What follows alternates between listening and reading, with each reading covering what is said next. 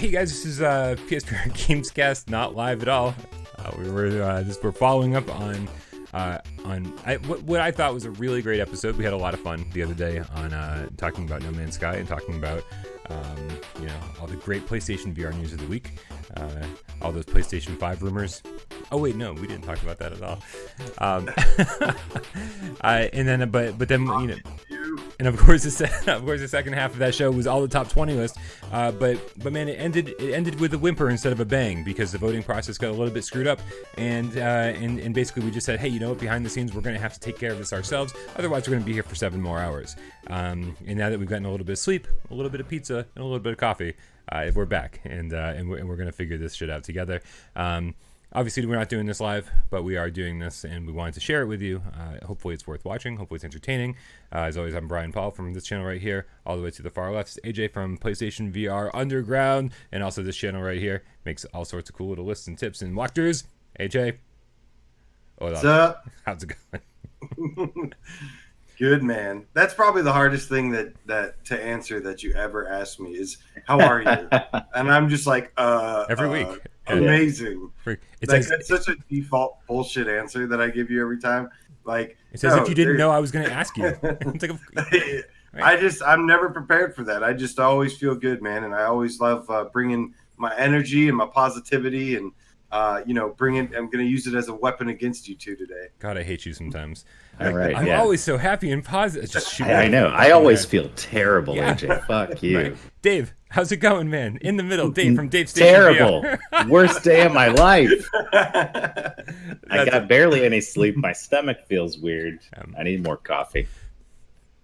The funny thing about this is that we usually do Gamescast live at 6 p.m. Eastern, and we all get together at 2 p.m.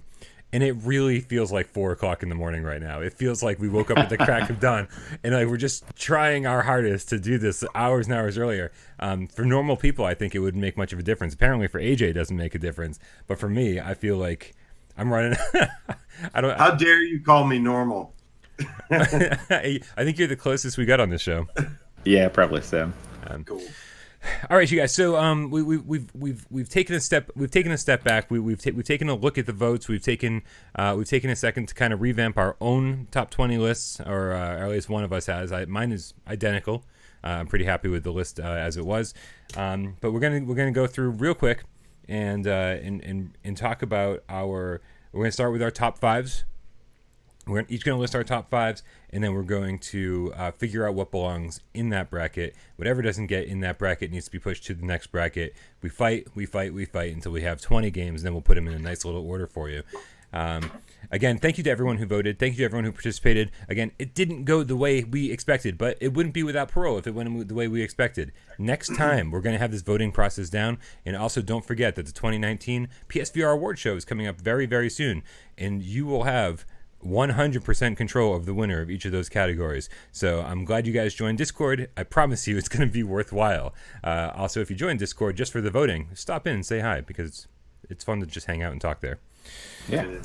All right, so I'm just going to run through real quick. My top 5 was Resident Evil 7, and this is actually in order for me. But obviously we'll figure out the order in a second. Resident Evil 7, always my favorite. Astrobot, Firewall Zero Hour, No Man's Sky, and Beat Saber. AJ, please give us your revised top 5.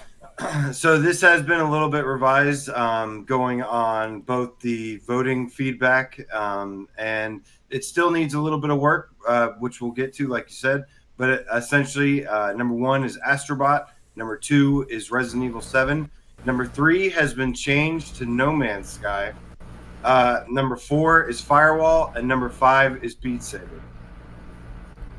Okay, very solid list. Mm-hmm. Thank you. All right, were you gonna say something, AJ? I'll let Dave go first, and then when we get to the actual discussion on that, I've got more to say on that. All right, cool. So I did adjust mine also in a very similar way. No Man's Sky has moved up a little bit. So we got number 1, Astrobot, as it was in the past. Number 2, Resident Evil 7. Number 3 is No Man's Sky now, even with bugs and stuff. Still number 3. And Beat Saber is 4. Firewall is 5. That's the big. So that's the big one that I think is going to be a discussion is, does, obviously it'll come down. It looks like it's going to come down to Astrobot, Resident Evil again, which one we want for the number 1 spot. Okay. The other tricky one that I'd love to discuss is Firewall and Beat Saber. Because those can also kind of be changed out. And so, I think we'll keep it as it is right now, what we have, and then we'll keep going. And then, but yeah, I think that's going to be a big topic of discussion is Firewall or Beat Saber. Yeah, it looks like as far as figuring out the first bracket, we totally lucked out here because we all have the exact same 5 games, just in a different order. So there is no discussion to be had as far as figuring out what the first bracket is. So commence voting. No, fucking Jesus Christ. This would have made so much more sense today. So we know Astro, Resi 7, No Man's Sky, Firewall, and Beat Saber are the top 5 games on PSVR. Right, and we'll come back to those after we're done the rest of the brackets and figuring out the actual games on the top 20 list and figure out the exact order. Talk to me, Dave. One thing I want to throw out there is that based on my feelings and the voting, I think that we could probably, I think we could replace Firewall with something in the top 5. Because I don't know if you guys looked at the votes for Firewall, but they were very, very weak compared to almost every other game. Personally, I can't do that because I feel like outside of the voting, it's another story. I really feel like, but if there was a game, I think it would be Blood and Truth. If there was another one, which actually is my number 6. Okay. For me, it would be between Blood and Truth or Super Hot. That would take Firewall's spot. Gotcha. Yeah, for me, I can't. I think like Firewall 0 Hour has been my number 1 game before. Yeah. It is ever since it's come out. It's always been somewhere in my top 5, if not my top 3. Yeah. So.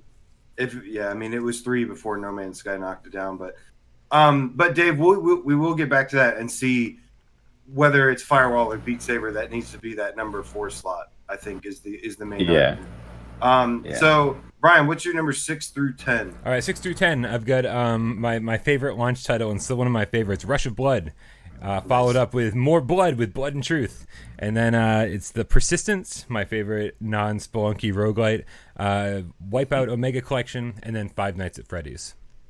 Wow. Okay. Which looking at this list right now is mind-boggling. Also, that's way different from mine. So from the 1 through 5, we were all on the same page. This is already wildly divergent. And not from mine. This will be fun. Not from mine, actually. Oh, thank Christ. Number 6. I'll throw the wrench in everything. Perfect. Blood and Truth. Because that to me is just like I said, a quality system seller. That's a game.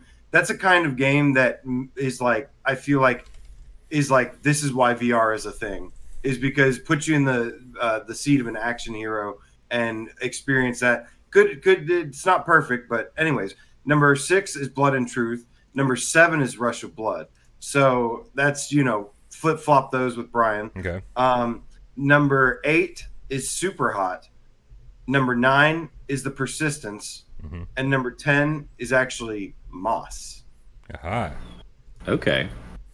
All right, Dave. Interesting. Hit me, Dave. Hit me. All right. We got number 6, Super Hot VR. Number 7, Blood and Truth. Number 8, Sirento. Number 9, Borderlands 2. And number 10, Until Dawn, Rush of Blood. So Sirento and Borderlands 2 are coming out of left field as far as your guys' lists. And Super Hot. Everything else is overlap. I think Super Hot, Blood and Truth, and Rush of Blood are all in there. So 9 and 10 were Borderlands and Rush of Blood, right? Correct. Yeah. 8 is Sirento. Okay, now here's this is where shit hits the fan. Because we definitely have some craziness. Here's the thing. We all have Rush of Blood on this list on 6 through 10. That's true. And I'm really, really happy that that's there. So we can all agree that belongs on 6 through 10. Absolutely. Oh, 100%. I think Super Hot and Rush of Blood and Blood and Truth. Right. And then I think personally, I just think Super Hot should be there. And I'm saying that as not even the biggest fan of Super Hot. I love the game, but I just think that's where it belongs, is up top, because it got so many people into VR and showed them what it could do. Job Simulator also got a lot of people into VR. Yeah, and it's nowhere on the list for anybody. But this also, it's also more than just a kind of I don't know. It has a gameplay element to it, unlike Job Simulator. Job Simulator is a little bit more. It's like a playground. Yeah, it's a little bit more on the playground. This is more like gameplay, and it's the style of gameplay. It's the unique gameplay. It's also awesome gameplay, like action packed. It's the one thing, the only reason I say I wasn't the biggest supporter of that game always, or biggest fan of it, is because I thought it was a little short. And obviously, like, I can't put it ahead of Blood and Truth, because Blood and Truth has this amazing graphical quality with like special effects, explosions, skin, mouth moving, stuff like that, story. It fills in a lot of the things that Super Hot doesn't have. So my question for you guys is, I think it sounds like Borderlands 2 or Sirento are going to slip from this 6 through 10, because I don't feel either of you guys backing those ones up, and those are pretty much just mine. But I want to talk about how can we justify not putting Borderlands 2 in the top 10? So, like, what does it do so wrong that it shouldn't be in the top 10? I'll explain to you in a second, but go ahead, Brian. Well, the fact is that, like, the fact that Skyrim isn't in the top 10 for me, but both of those games have UI problems, right? And they're both basically just the game ported into VR, except Borderlands 2 didn't come with with all the DLC. It still doesn't have all the DLC. We're still waiting for that DLC. At least Skyrim came with all the DLCs. Like, here's the full game. Here's all the everything. Right. And so the fact is that, I think I said this on GamesCast Live, every single game that we've spit out for this list, I could see any of them being in the top 10.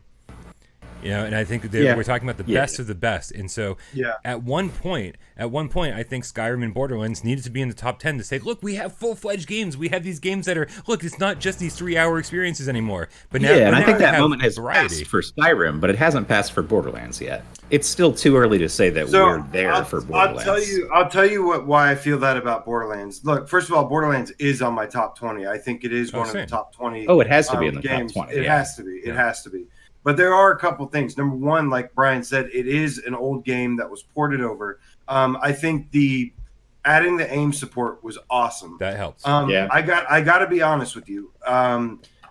Minus, put aside the fact that it doesn't have multiplayer. The not having multiplayer hurts it a little bit for me. And not having the DLC, even though that's going to change, It doesn't have the DLC right now.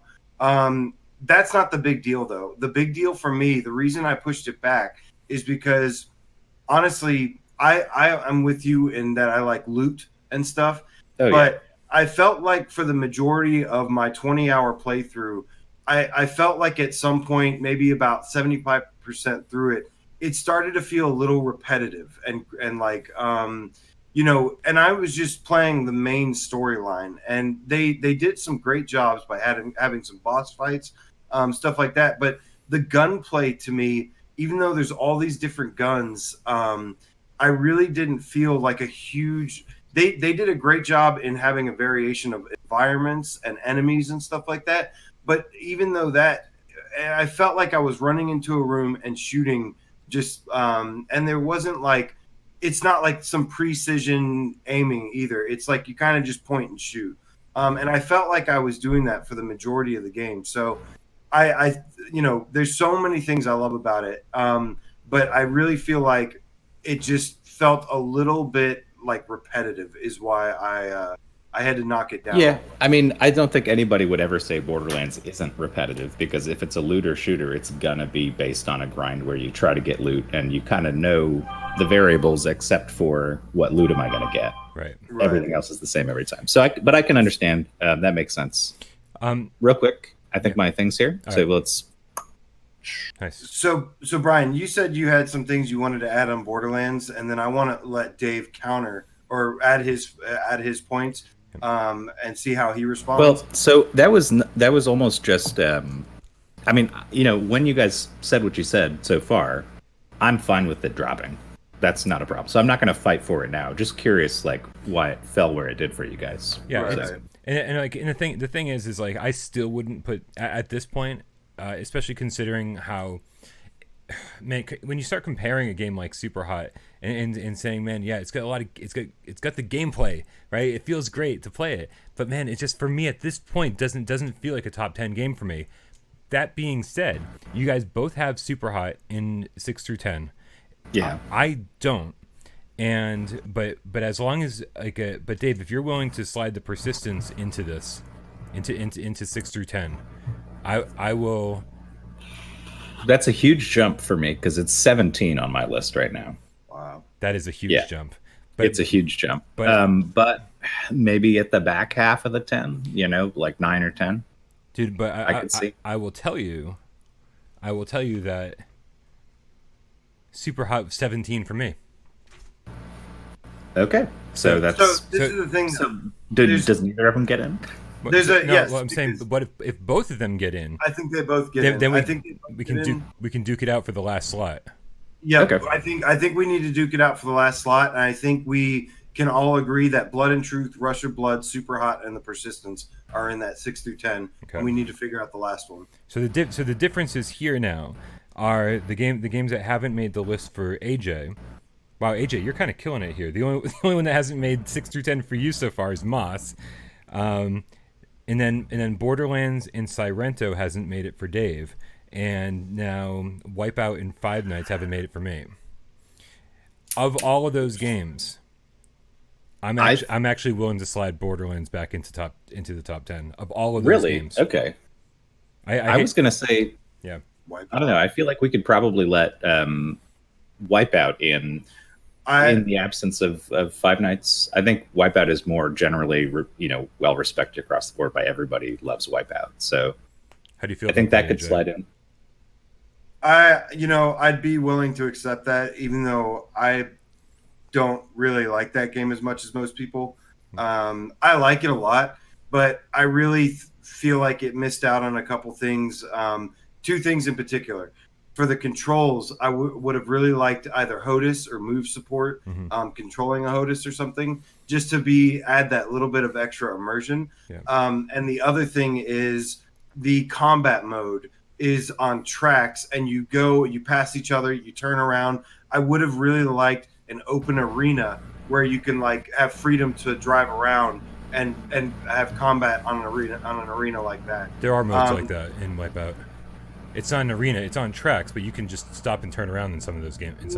I know, but I don't like the fact that it's on a track, though. Okay. I don't like the fact that it's the race tracks and that it's linear, and that you have to you basically spend the entire round just going back and forth. And Dave, I was just gonna let it slide, and then I couldn't stop looking at Dave's face. What do you do? Linear. It was nothing. People pronounce words differently all the time, but when you said linear, and I saw Dave just go. Well, I saw your face first, and that's how I knew we were both thinking the same thing. I'm sorry. What did I do? What did I do? You just pronounced linear, and I don't know. I think everyone else says linear. It shouldn't have been that funny. I don't know what. How am I supposed to say it? Linear. Say it slow. Linear. Yeah. I thought that's. I guess I said linear. Yeah, linear. You put the emphasis on the. I'm sorry. I never ever make fun of people's pronunciations of anything, and I don't know why Dave's face just made me laugh so hard. You know what, guys? We're supposed to be arguing about the game, not the way we fucking pronounce shit. Okay?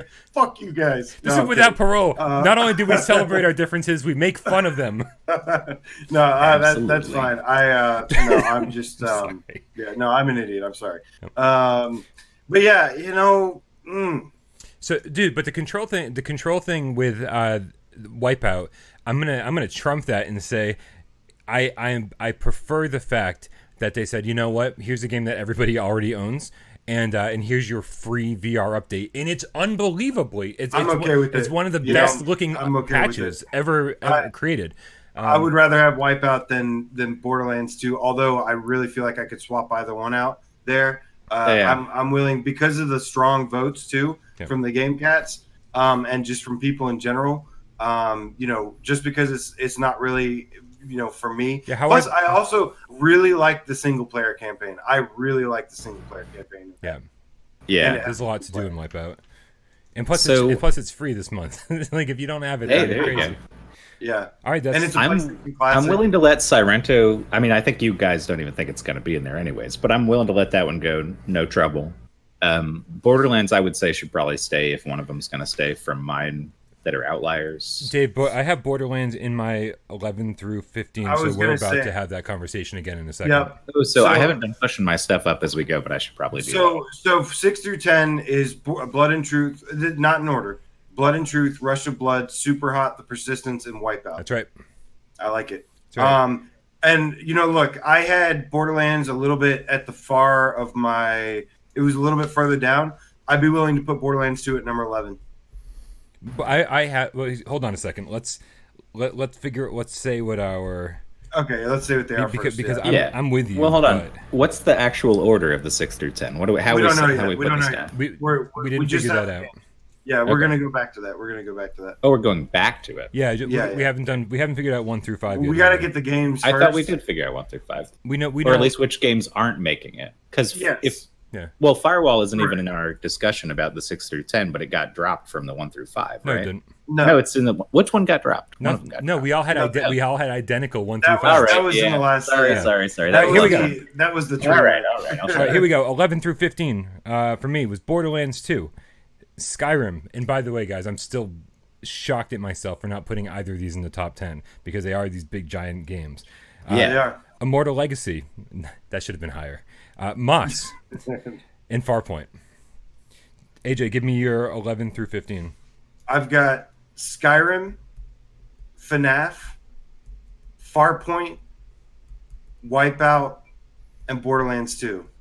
Did you have Trover there before? Because I swore you said Trover was in that. I did. This list has been revamped. So what happened to poor Trover? It's so nice. It's there. Oh, poor Trover. Poor Trover. Trover. Did you guys see? Did you see the Joplo update? Yeah. I got a patch. Okay. Yeah. Is it just the character? Is that all it is? Yeah, they switched out the character in the dialogue. They'll say, when it used to say blue, it'll say yellow now, and like that's it. No extra level. There's no extra levels. There's a trophy though. If you beat the game with Jopo, you get a trophy for it. From what I hear, this is a limited time thing. And it says that in the patch notes. And they basically said, "Hey, play this while the real DLC is coming. While you wait for the real DLC." Mm-hmm. So it's still coming, which is amazing.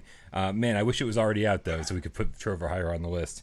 Yeah. All right, Dave, give me your 11 through 15, 6, whatever. All right. So my number 10 was Until Dawn: Rush of Blood. Number 11 was Trover. 12 was Moss. 13 is Ghost Giant. 14 is Farpoint, and 15 is Skyrim. I kind of want to, as I look at this now, Sorry, one more time. Rush of Blood, Trover, Moss, Ghost Giant, and Farpoint? Yes, sorry, I said 6 instead of 5. I take it back. Okay, yeah. Is that right? Okay. Mm-hmm. Okay, good. Wait, no, I'm a fucking moron. Okay. Remove Until Dawn and put in Skyrim. That's the list.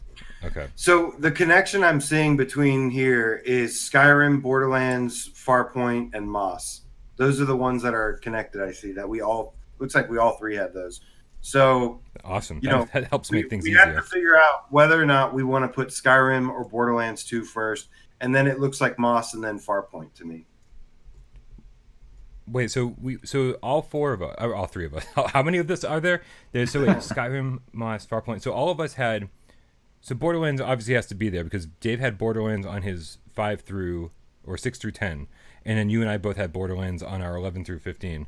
So Borderlands has to be there, Skyrim has to be there, Moss has to be there, and Farpoint has to be there. Now we have to decide what is going to fill in that last spot. Unless one of us says, you know what, this isn't right for me, because the problem is like Five Nights got pushed. For me. Right, for me too. But Five Nights is in your 11 through 15. I think it should be either Five Nights or it should be Sirento to help Dave out there. Well, that's an easy choice for me. I'll back you up on Sirento there. The problem is that I think Five Nights is a better game. It's not though. It's really not. It is subjective, and you've got two. We do have two people that like that game. Brian, do you like it more than Sirento, or really? Okay, so do I like Five Nights more than I like Sirento?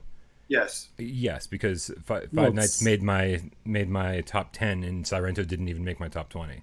A great game, but it's missing too many things for me to make it a top 20. It's a top 30. What's it missing though? It's got a lot more than most games. What's it missing? Five Nights at Freddy's was missing a lot for me, like for being scary or engaging or fun. For me, Five Nights was just more. I mean, obviously, when I make my top 20 list, there's a lot of personal elements involved. Right? Yeah, I go. Oh man, this scared the crap out of me immediately. I like it a lot more than other games, right? So there's a personal element, but of course there's a level of strategy that that took me forever to learn, and I think the fact that I was so scared when I was playing it took me longer to learn that game than it would have normally, because I was petrified in that game. Right. I was like, I need to do these simple actions, but I can't because I'm like terrified because I'm gonna be attacked on one side or the other. I'm listening to sounds and I'm like almost frozen with fear, and I was like, I loved that feeling, and it was amazing. Yeah. And the fact is, I think. Yeah, I was like, I just for me Five Nights 1, 2, and 3 had the same kind of formula, and then all of those bonus games, all of those extra things, just started filling in the gaps for me and making it feel more of a complete game. Where Sirento, I was like, the campaign felt so shallow, and every level felt so small, and so it just felt like a series of small little rooms.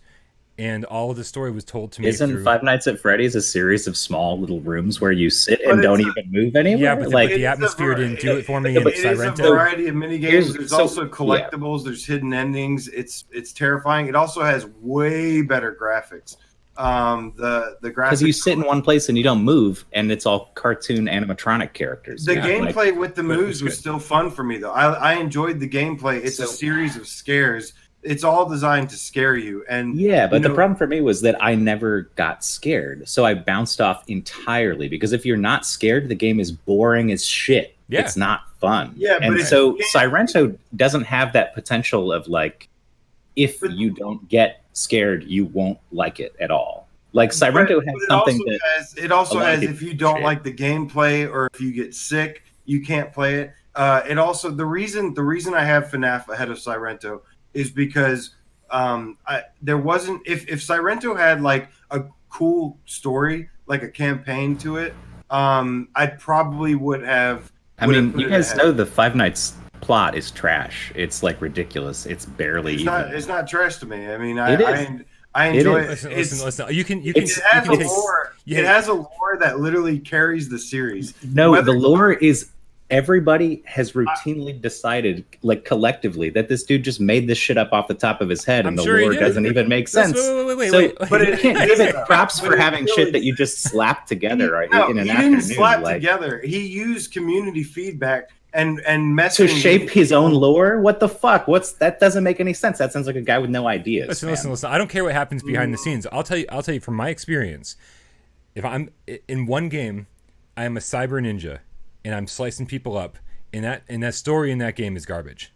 The story in Sirento is totally garbage. But you know what? But it doesn't matter because it's about the story. Wait. Hold on. Stick with me. The reason the story doesn't matter in Sirento is because the gameplay is awesome. Because you're flipping upside down and you're shooting people and you're slicing people and you're swapping weapons and you're using all done these very moves. well. But in Five Nights.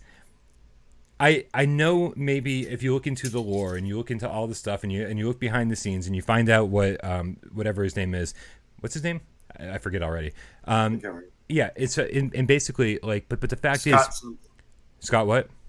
Scott something. Yeah, that's all I had too. Damn it. Scott Coughley or something. Yeah. So but the fact is, if you put me in Chuck E. Cheese with killer animatronic robots. I love it. I don't care what the story is. Immediately, you've already put me into a setting that like totally resonates with me. So, a counterpoint: if you put me in an awesome cyberpunk scenario where I'm flipping off the walls and I get to slide and cut a guy in half, but you're talking about gameplay. You're talking about gameplay. But there's atmosphere there too. The fucking cyberpunk setting, I liked that. The way the levels are designed so that you can traverse them that way. I like the fact that it's cyberpunk. I just. Like visually, it just didn't really.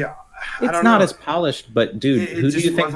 Which devs do you think have piles of cash. Five Nights at Freddy's devs or Sirento devs? Neither one. That's all I'm saying. And you know what? You don't think the guys behind Five Nights at Freddy's are not rich as fuck? Yeah, no, they probably are. It's one of the most well-known popular game series. So just because they did so much with less, I mean, the problem is whether or not, you know, if there's a Sirento 2 and it has more polish and it has a story, then that's gonna get my vote ahead of this. But this already has the polish, already has the story. Take the story out of it. I don't even care about the story. It's like he said, it's the atmosphere. Yes, this has a cyberpunk atmosphere too, but this has a really polished and better atmosphere. And it's just like I said, it's honestly next to Resident Evil 7, it's the scariest game I've played. I don't understand how other people had this experience. It was more scary. It was scarier than Home Sweet Home. It was scarier than The Persistence. It was scarier than Dread Halls. All those other horror games. It scared me. Dude, when I was walking down the hallway and taking pictures and seeing this thing every time it flashes, be like, dude, it was one of the most terrifying things I've ever seen. It was just, you know, it's the creativity. I love the creativity, the art style of it, but it also backs it up with the graphics too. And, you know, I know it doesn't scare you, and that's a game breaker for you. I understand. Yeah, and I also hate the art style.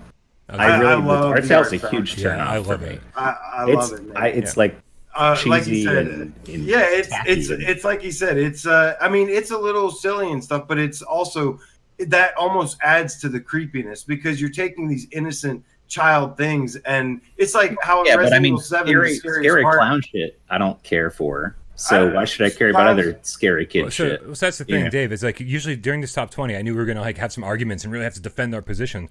I don't think you need to defend your position on this. Like I think you're in a small minority where if the game doesn't scare you, and according to all the comments and responses I've seen to this game, it scares fucking pretty much everybody I've seen. It's like somebody saying it does, like Resident Evil 7 doesn't scare me. But if Resident Evil 7, like, but see, Resident Evil 7 is kind of in a different story. But that's in a different category, though. right? Resident Evil 7, if the game that game doesn't scare you, it doesn't matter because that game still holds its own as a game. If Five Nights doesn't scare you, I totally understand your position. It totally falls apart. Right? It definitely But falls I think apart. the majority of people it scares. I really do. And that's kind of where I hold my ground on it, is that I think most people it scares. I mean, there are people that, there are people that couldn't even, first of all, it scared me. And like I said, it scared me more than the Persistence.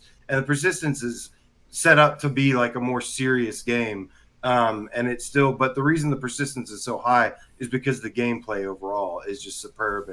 But you know, there's 15 hours of there's 15 plus hours in this game that I'm I sitting also in a chair, really like. tapping little buttons. It's all different mini games and stuff. Little bad guys don't get you. I like little mini games. There's strategy behind it. I can't wait till October so I can just punch you in the fucking face. No, I've been waiting for 2 years.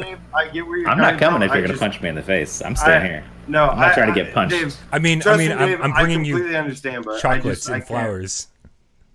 If we, I'm sure. Like, I just don't see.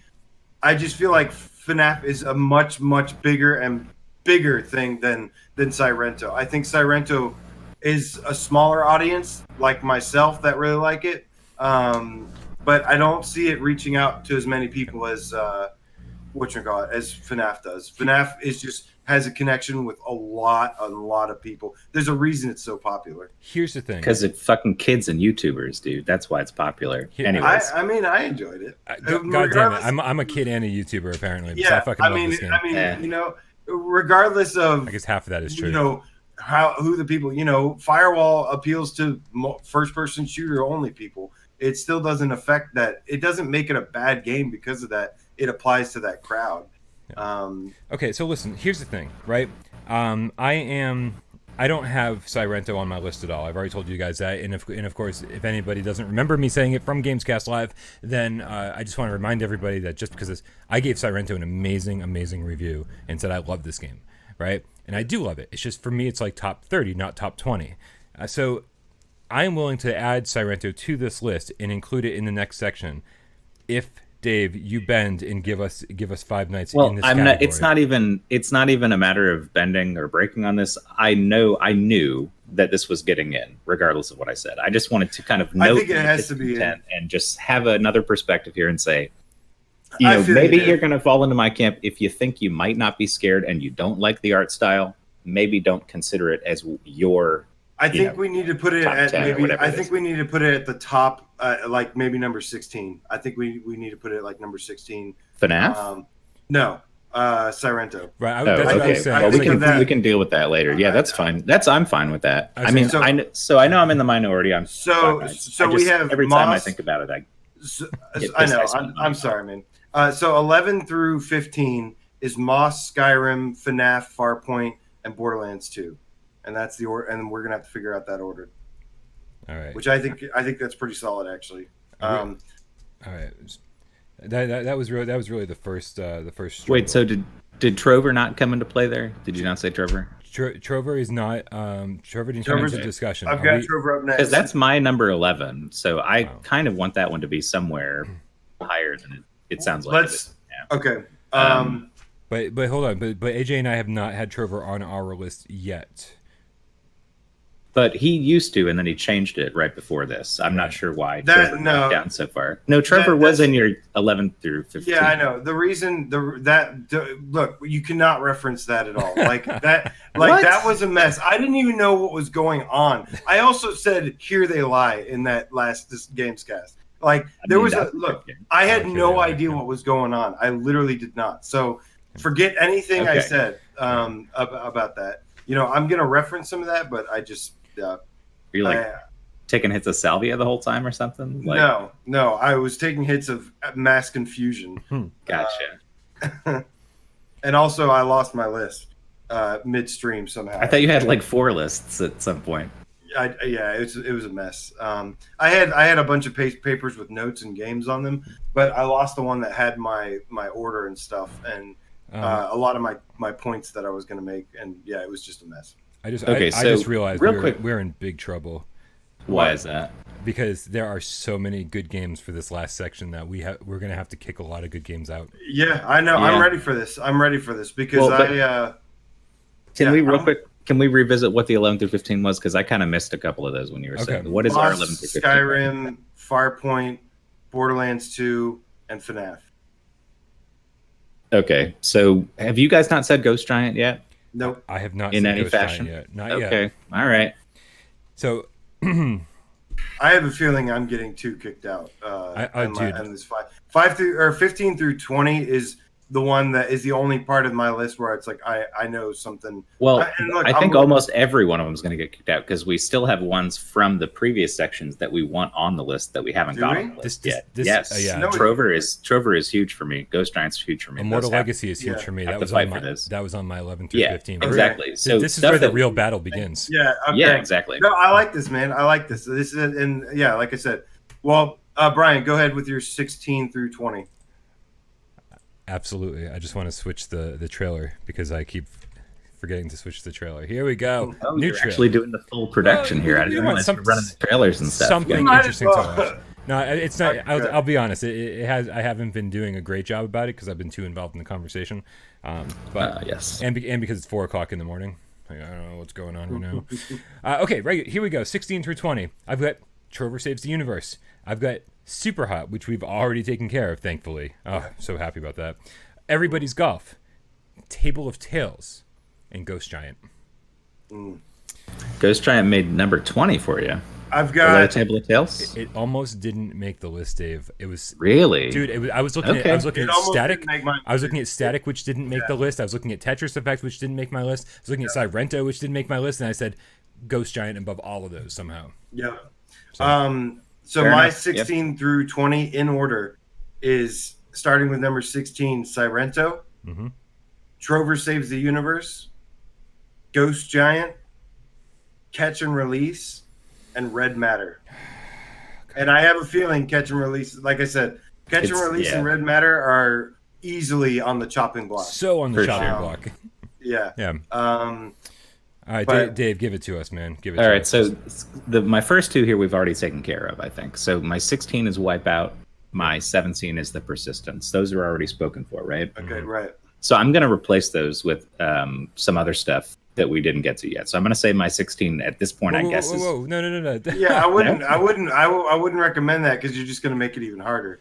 to do this. Well, no, okay, but you know right. what? No, you know what? I do apologize. I think when we first talked about this, we said we'd have to amend our list as we go, and to get the games in that we want. So yeah, I mean, this list hadn't really changed much since the last one, but your list, AJ, changed a lot. So I feel like I can massage it a little bit, and it's still on the level. Yeah, fine. Absolutely. I rescind my with objection. more games to battle it out. Yeah, basically, I'm going to move everything else up a few slots and then fill in the back with some honorable mentions. Right. So I'll call my 16 Tetris Effect. Okay.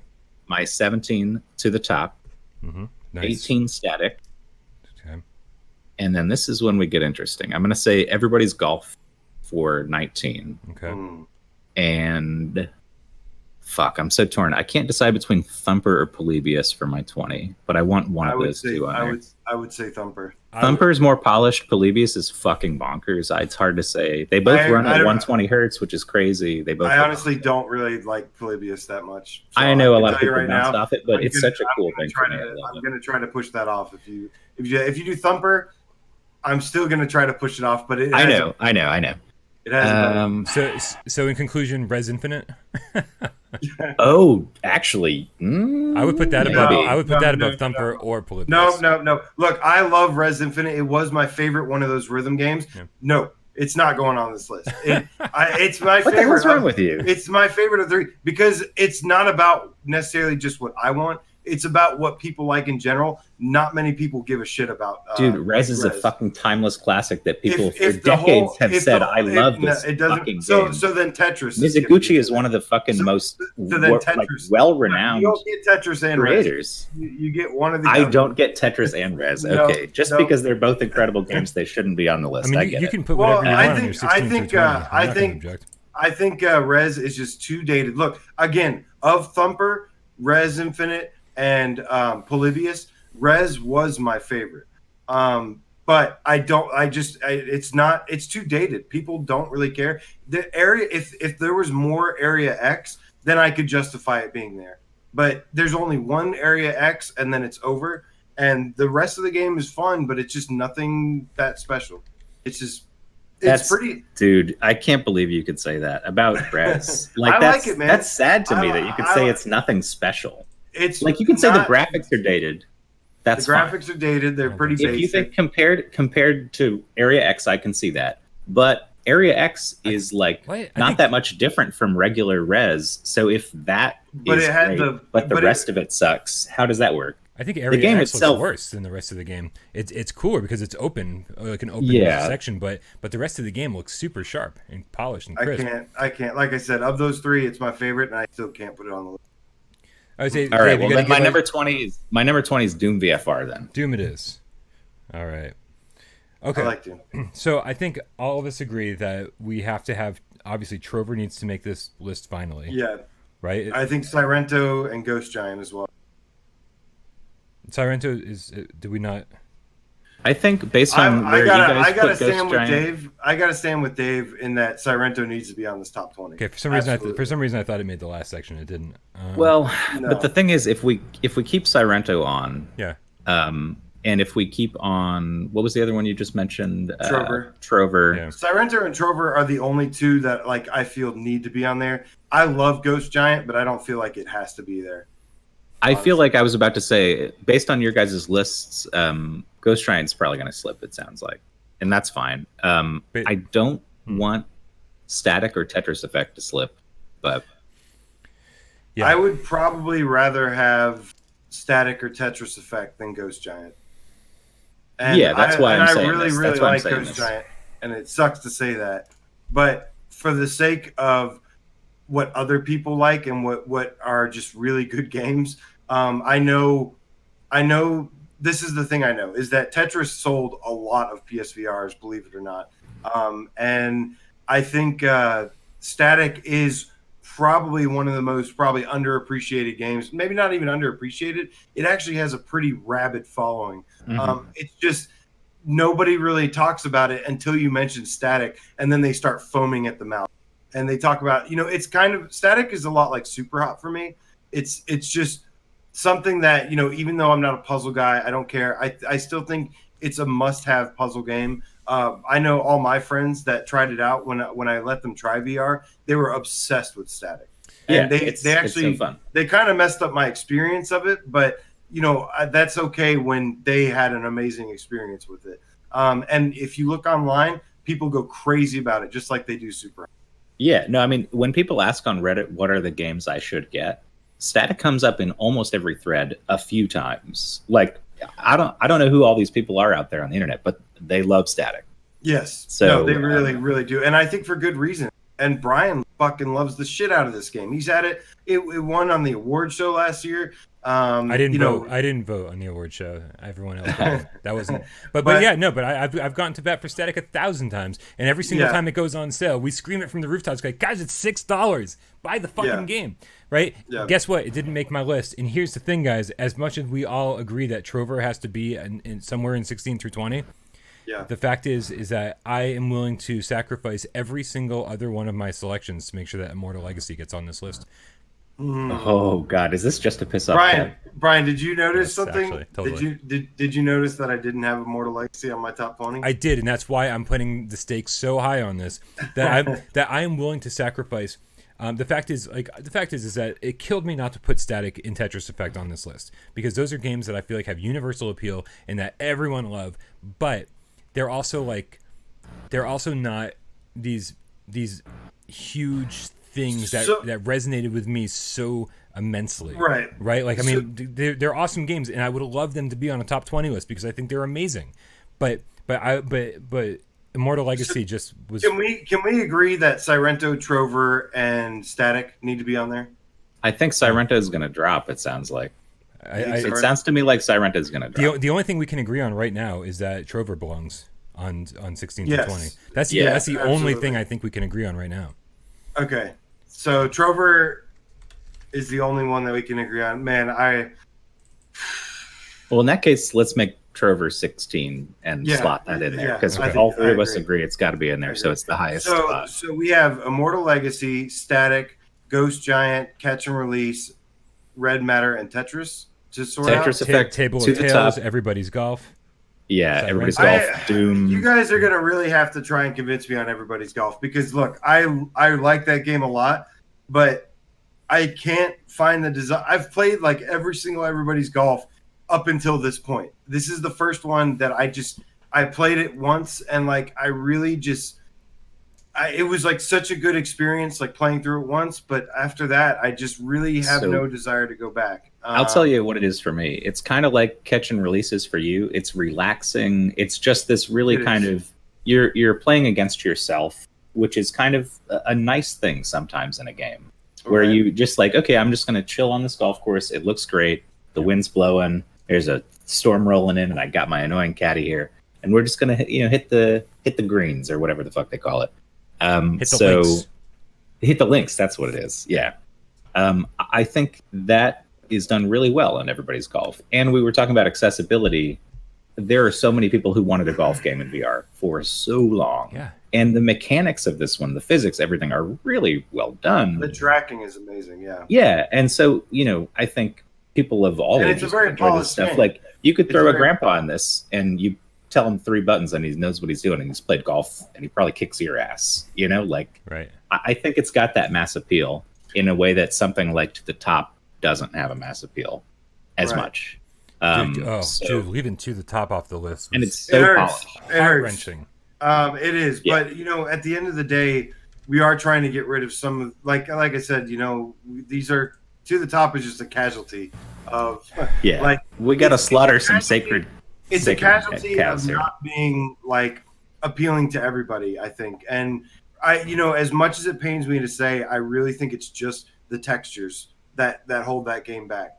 The graphics and the textures that hold it back.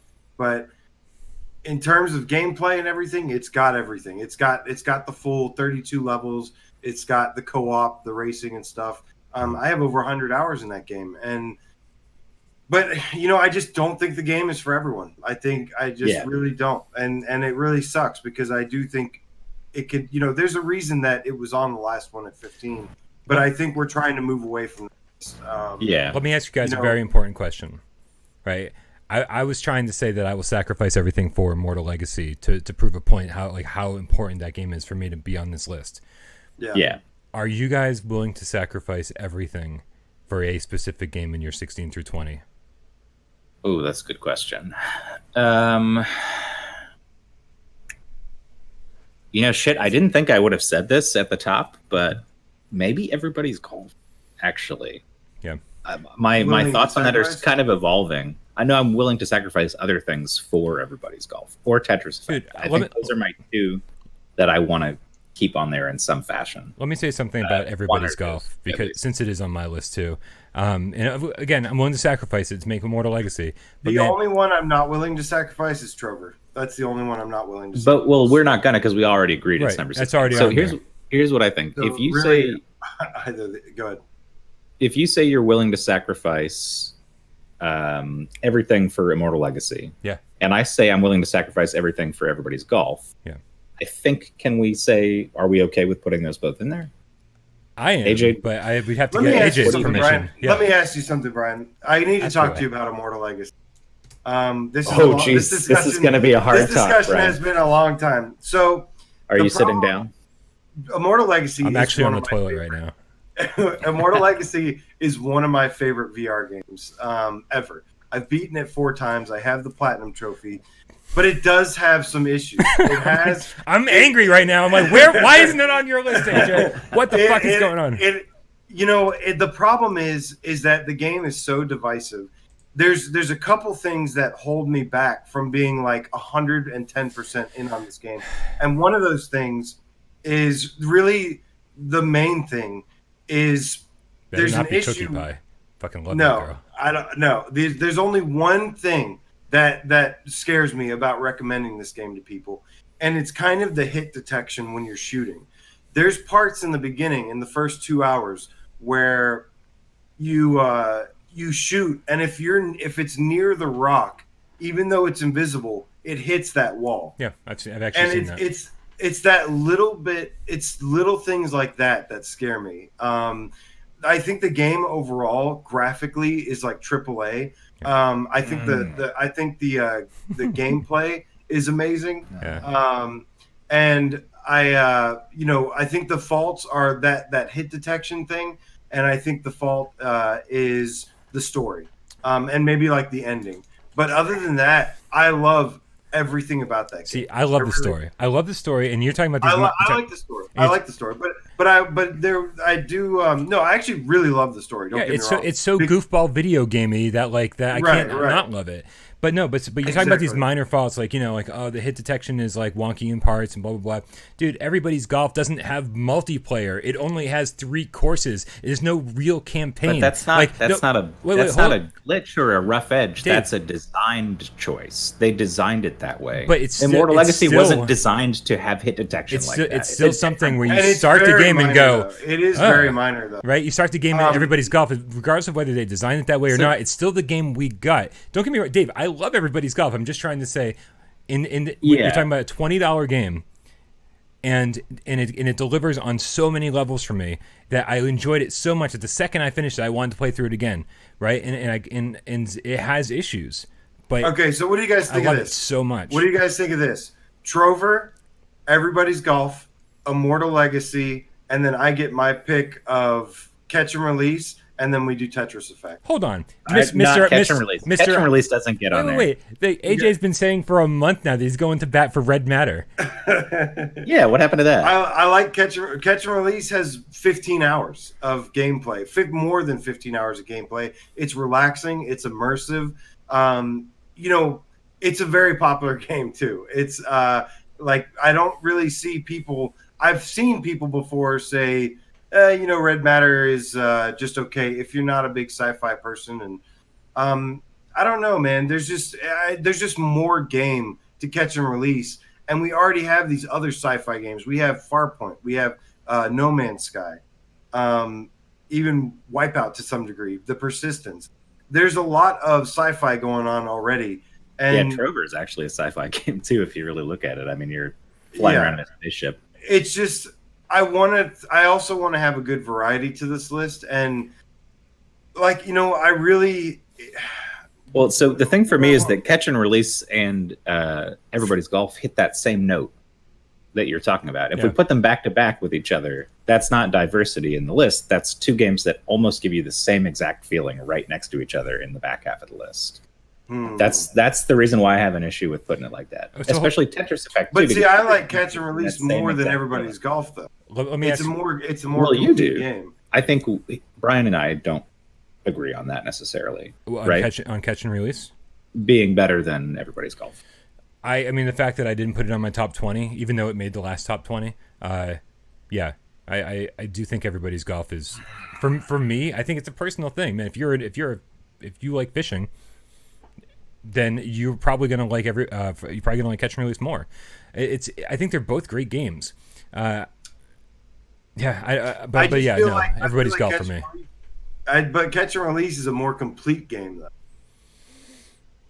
They're In both what way? relaxing. They're both fun. In what way? What golf thing can't you do in everybody's golf? Is there some golf There's thing no you can't AI. do? There's no AI. There's no AI in catch and release.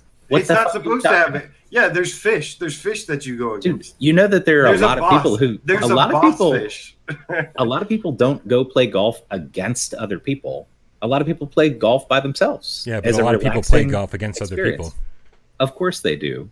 But a lot of people go fishing with their friends on a boat. Okay, wait, and guys. see how many fish they caught together. Let me ask you this.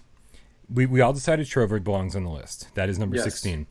And yes. And so if we are all contributing one we're all going to bat. We're sacrificing everything for one game.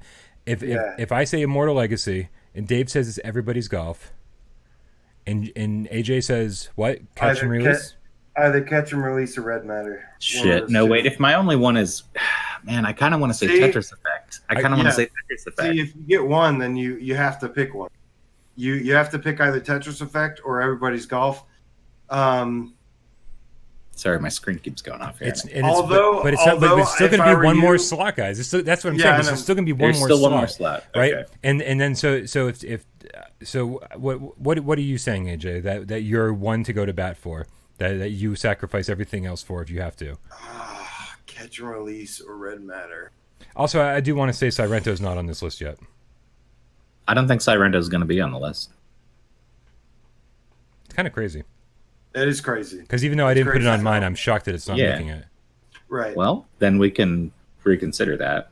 Again, it's if you feel like an emptiness with it not being there, I feel fine. And I put it at number 8, so I would like to see it on the list somewhere.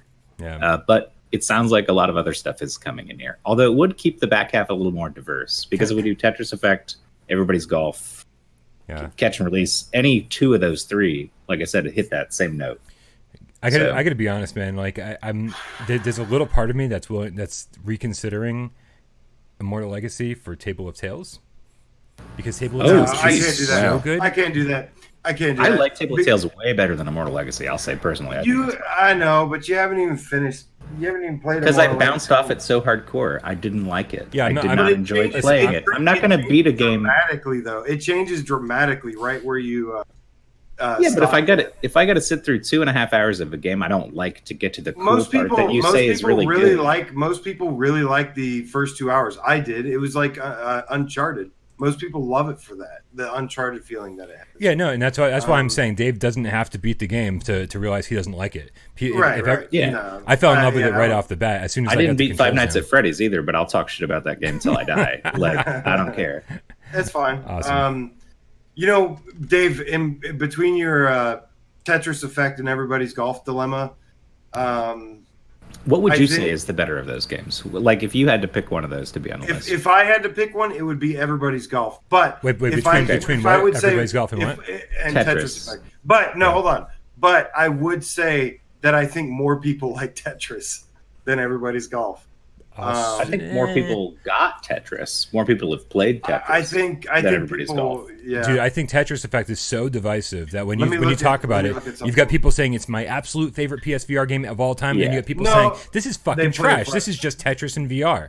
You know what? Well, they say it's not even VR. It's just a lot of people, Tetris. And I'm pretty convinced that half of those people haven't turned on the VR mode. You know what, though? Yeah, right. This is the thing, though. A lot of people talk about Tetris Effect, how bad it looks on the OG PS4, and they also say that they usually play it flat as well. They say they love the game, but they say they find themselves playing it flat. That doesn't make any sense to me. I love the headphones and VR. I'm going to look at something real quick. Yeah. Man, I'm looking at something on the PlayStation Store. This is such a struggle. I want to go back and start removing games from other brackets.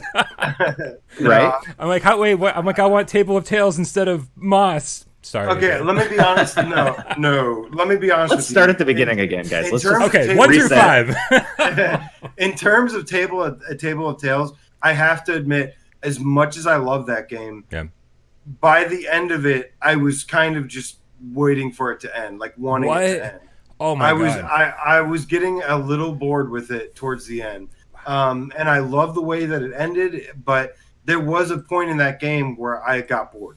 Wow, for sure. That's shocking because for me, as soon as it was over, wasn't much. It was very little. It was very little, but it did happen. As soon as it was over, and they had that kind of twist ending, I was like, wait a minute, what does that mean for if I replay it? Like, there's so many decision points that are really cool, and it makes you right at the beginning, like so right at the beginning.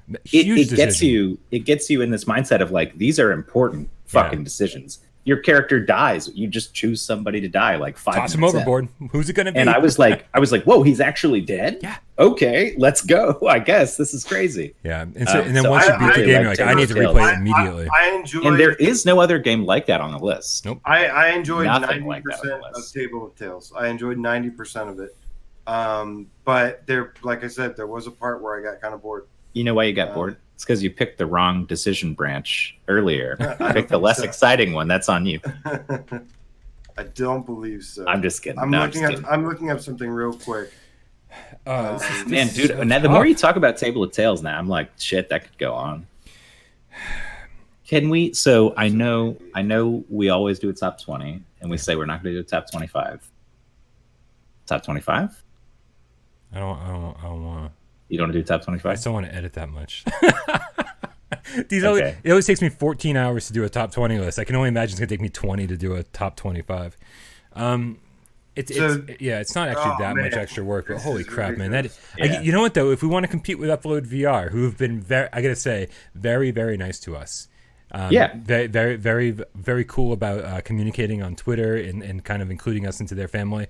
They recently did a top 25, and I would love to say, hey Jamie, hey David, look what we did because of what you did. We wanted to show a counterpoint. Well, I mean, that would make, so what I'm saying is that would make this 16 through 20 so much less painful for us, and we could get games that we really want on there. What are you guys talking about? What did I miss? If we made it a top 25. So wait, let's some more room for stuff that we really want in here. Let's play along for a second.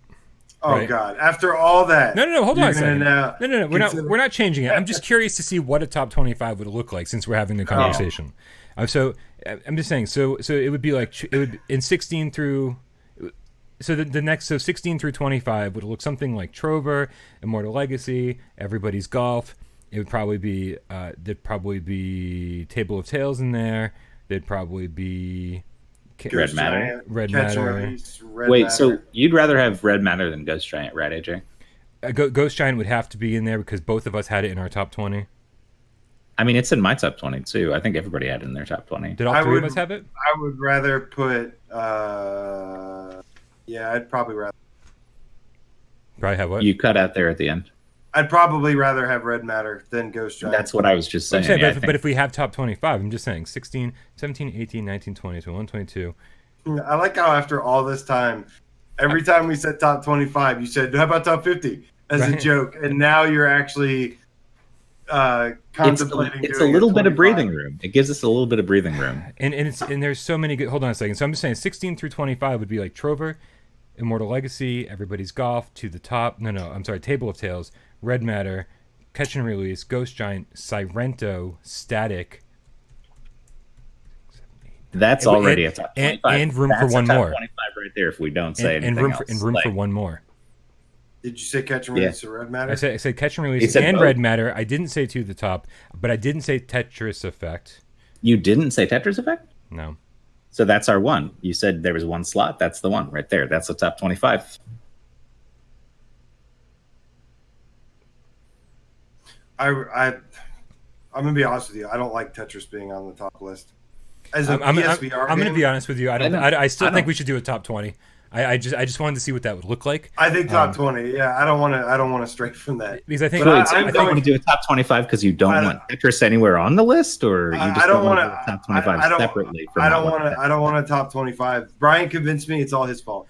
I said top 25. For me, it's all about making the hard decisions, right? Exactly. And if we do this, we don't really have to. I don't want any stragglers. I don't want any games that have certain things about them. I don't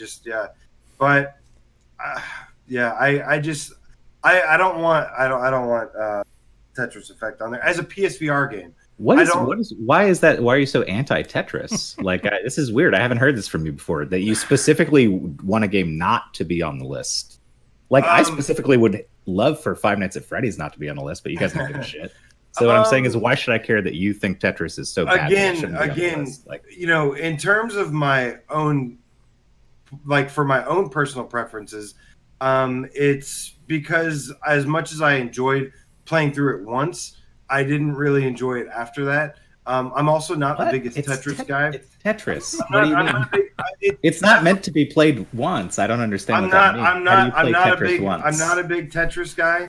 I've never been a big Tetris guy, which may have something to do with it. And like I said, you clearly don't like Mizuguchi that much. So I feel like it's an overlap. Well, then why did you say Rez isn't that good? Tetris isn't that good? Because I'd rather have every extend extra. Like? Yeah, which game of his do you actually like if you think he's good? Well, I actually like both. I do like Tetris and I do like Resin, but I can't put them above a game that's just way more immersive and way more like putting you into VR. Which game is more immersive? Any of these other ones. That's not true. Like, immersion takes many forms. Tetris is catch and release. No, hold on. Tetris is one of the most immersive games, bar none, flat or VR. Because you're giving me this look, but you get into this zone. You get so sucked into the game when you're playing Tetris. If you like Tetris and you get good at it, you play for a while, you get sucked into this kind of flow state where you're just totally zoned in. And that's immersion, even on a flat screen. To me, the problem is it's only a couple levels that I felt that feeling. Only Metamorphosis, the first level, there's only a few levels that really sucked me in. Well, if you play it like the campaign, the journey mode or whatever, but if you play it like Tetris, it's still, no matter what level you pick, has that inherent immersive quality that sucks you in, gets you in the zone where you're not thinking about anything but fucking these blocks, and you're like totally. I can't think about anything about fucking blocks. Fucking those blocks. Can't think about anything about fucking those blocks. I said those fucking blocks. No, you didn't. You said fucking those blocks. Okay, well, maybe there's a reason I like Tetris so much. This Tetris arouses you. Those nasty little Tetraminos. I will say, I feel like Tetris is good for you, though. That's the thing about it, though. I feel like even though it's not something I care about, I feel like the game is like a healthy game to play for some reason. Well, also, we've talked a lot about, mass kind of acceptance or like appeal. And Tetris is way more appealing than almost any game on this list to most people. If you have a grandma and you say, hey, you want to try out VR? We got Tetris on there. She's played Tetris. Everybody's played Tetris. I don't want to make this list for grandmas. I want to make this list for what I'm saying is gamers, yeah, right, for gamers who no. Hold on. In the past, though, we've used that as a reason to get a game on the list. So to throw that out the window now and say appeal doesn't matter. Like you guys said, Five Nights at Freddy mostly appeals to everybody, and that's why it should be on. No. We said the horror. No, I mean, it appeals to me. The only thing I said about you guys talked about the fan base, the existing fan base, how well received it was, how big it is. But that has nothing to do with why it made the top 20 for me. But the only thing I said about majority and minority was that you're in the minority when that the horror element doesn't appeal to you. And I said I 100% agree. If it doesn't, am I in the minority? Am I in the minority? You're in the super minority if you think Tetris is not a fun game. If you don't no, if you never were a fan of Tetris ever in your life, you're in the minority. Think about all the people that have an OG PS4 where that game does not look good, as we've heard. That takes away half the thing. I mean, most people. What I'm saying is Tetris Effect is a great game, but as a PSVR like representative, I think it has the experience. It just to me, it doesn't have the full like shebang for some reason. It doesn't have half the game cats are talking about how they play it flat, and then everyone else who has an OG says it doesn't look good. Most people that have a VR have an OG. Dude, I mean, a lot of people say a lot of games don't look good on their OG. A lot of people say a lot of games don't look good on the OG. People say Blood and Truth doesn't. That's a limitation. Like, that's a limitation of the system, not the game. Okay, that's fair. Not the game's fault, man. Did we even have Tetris Effect? I don't see any game cat votes on Tetris Effect. We didn't talk about it during the show. I don't think. Damn or did we? I think. No, wait. I did put it in there. Hold on. Let me see. This is the thing that's confusing with Tetris for me is we do have Tetris Effect. So just for a kind of give you an idea what people thought here. Yeah. Tetris Effect has 28. I see it. Tetris Effect has 28. Catch and Release has 17. Table of Tales has 13. Everybody's Golf has one more than Tetris Effect at 29. So I don't know. I mean, I think that's kind of as far as like what you talked previously about what people like in general, not just what you like. I think we can lean on the game cats for this one. So yeah, thinking Trover, Tetris, Catch and Release, and what was the other one on there? Well, we have Everybody's Golf, but Catch and Release, if we're relying on the game cats, Catch and Release failed out, and so did Table of Tales. But Table of Tales, I could see failing out. Because I mean, I could easily see Catch and Release going the same way. They're not. Table of Tales and Catch and Release have a similar level of appeal, amount of appeal. I think to the people who are into that thing. I think more people are into fishing and have a VR than are into tabletop games. Well, hold on, but you're talking about people who are a super specific niche of consumer who are early adopters of technology, who are willing to jump in on the ground floor of stuff that isn't mainstream yet, and gamers. And those people kind of would skew more towards D&D, I think, than fishing, to be 100% honest. I don't think in VR. I just don't think a tabletop game versus an immersive like fishing game. I thought Table of Tales was pretty immersive. As much as I love including this into the conversation, I don't think this should affect. Like when the three of us are duking it out and saying, "Hey, this is why I think this belongs here." It's tough to say. It's tough to start speculating and saying, "Well, as part of my argument, I'm going to say that an imaginary percentage of people also agree with me." I'm just looking at the numbers. I'm looking at the actual votes, and what we said earlier is that we would use the votes in exactly these discussions. That's how we're going to leverage them. So I think we should talk about the votes right now. We absolutely can. We can. But it's just too much, man. These numbers are pretty close, and I think that as far as gameplay goes, I think, or as far as placement goes, we still don't have a solid answer. I think from AJ about if he's going to sacrifice everything. What game does he need to make the 16 through 20? And I'm not sure if you've changed your mind, Dave. I'm still stuck on I need to sacrifice everything to make sure Mortal Legacy makes the list. Yeah, I'm okay with Immortal Legacy making it because even though it's a little bit of a divisive game, like I said, it is one of my favorite games, and it's a shame if you really miss out on this game. If you enjoy, like, if you were to like this game or were to like this type of game and you miss out on it, it's not the type of game. I don't have any problem with the type of game. I love Uncharted. I love Tomb Raider. I love spooky shit. I love caves. I just didn't like Immortal Legacy. Dave, since this is a personal, thing, can you? I'm sure we've talked about this enough on the GAMESCAST, but I'd like to just kind of recap a little bit. What didn't work for you about Immortal Legacy? Well, so I have a lot of issues. The first thing really for me was that when I picked the normal difficulty, I got to this point where I felt like everybody was a sponge, and I was shooting people. And AJ, I know you've disputed this before, but I swear to God, I was shooting people in the head multiple times before they went down. Yeah. And it felt ridiculous to me.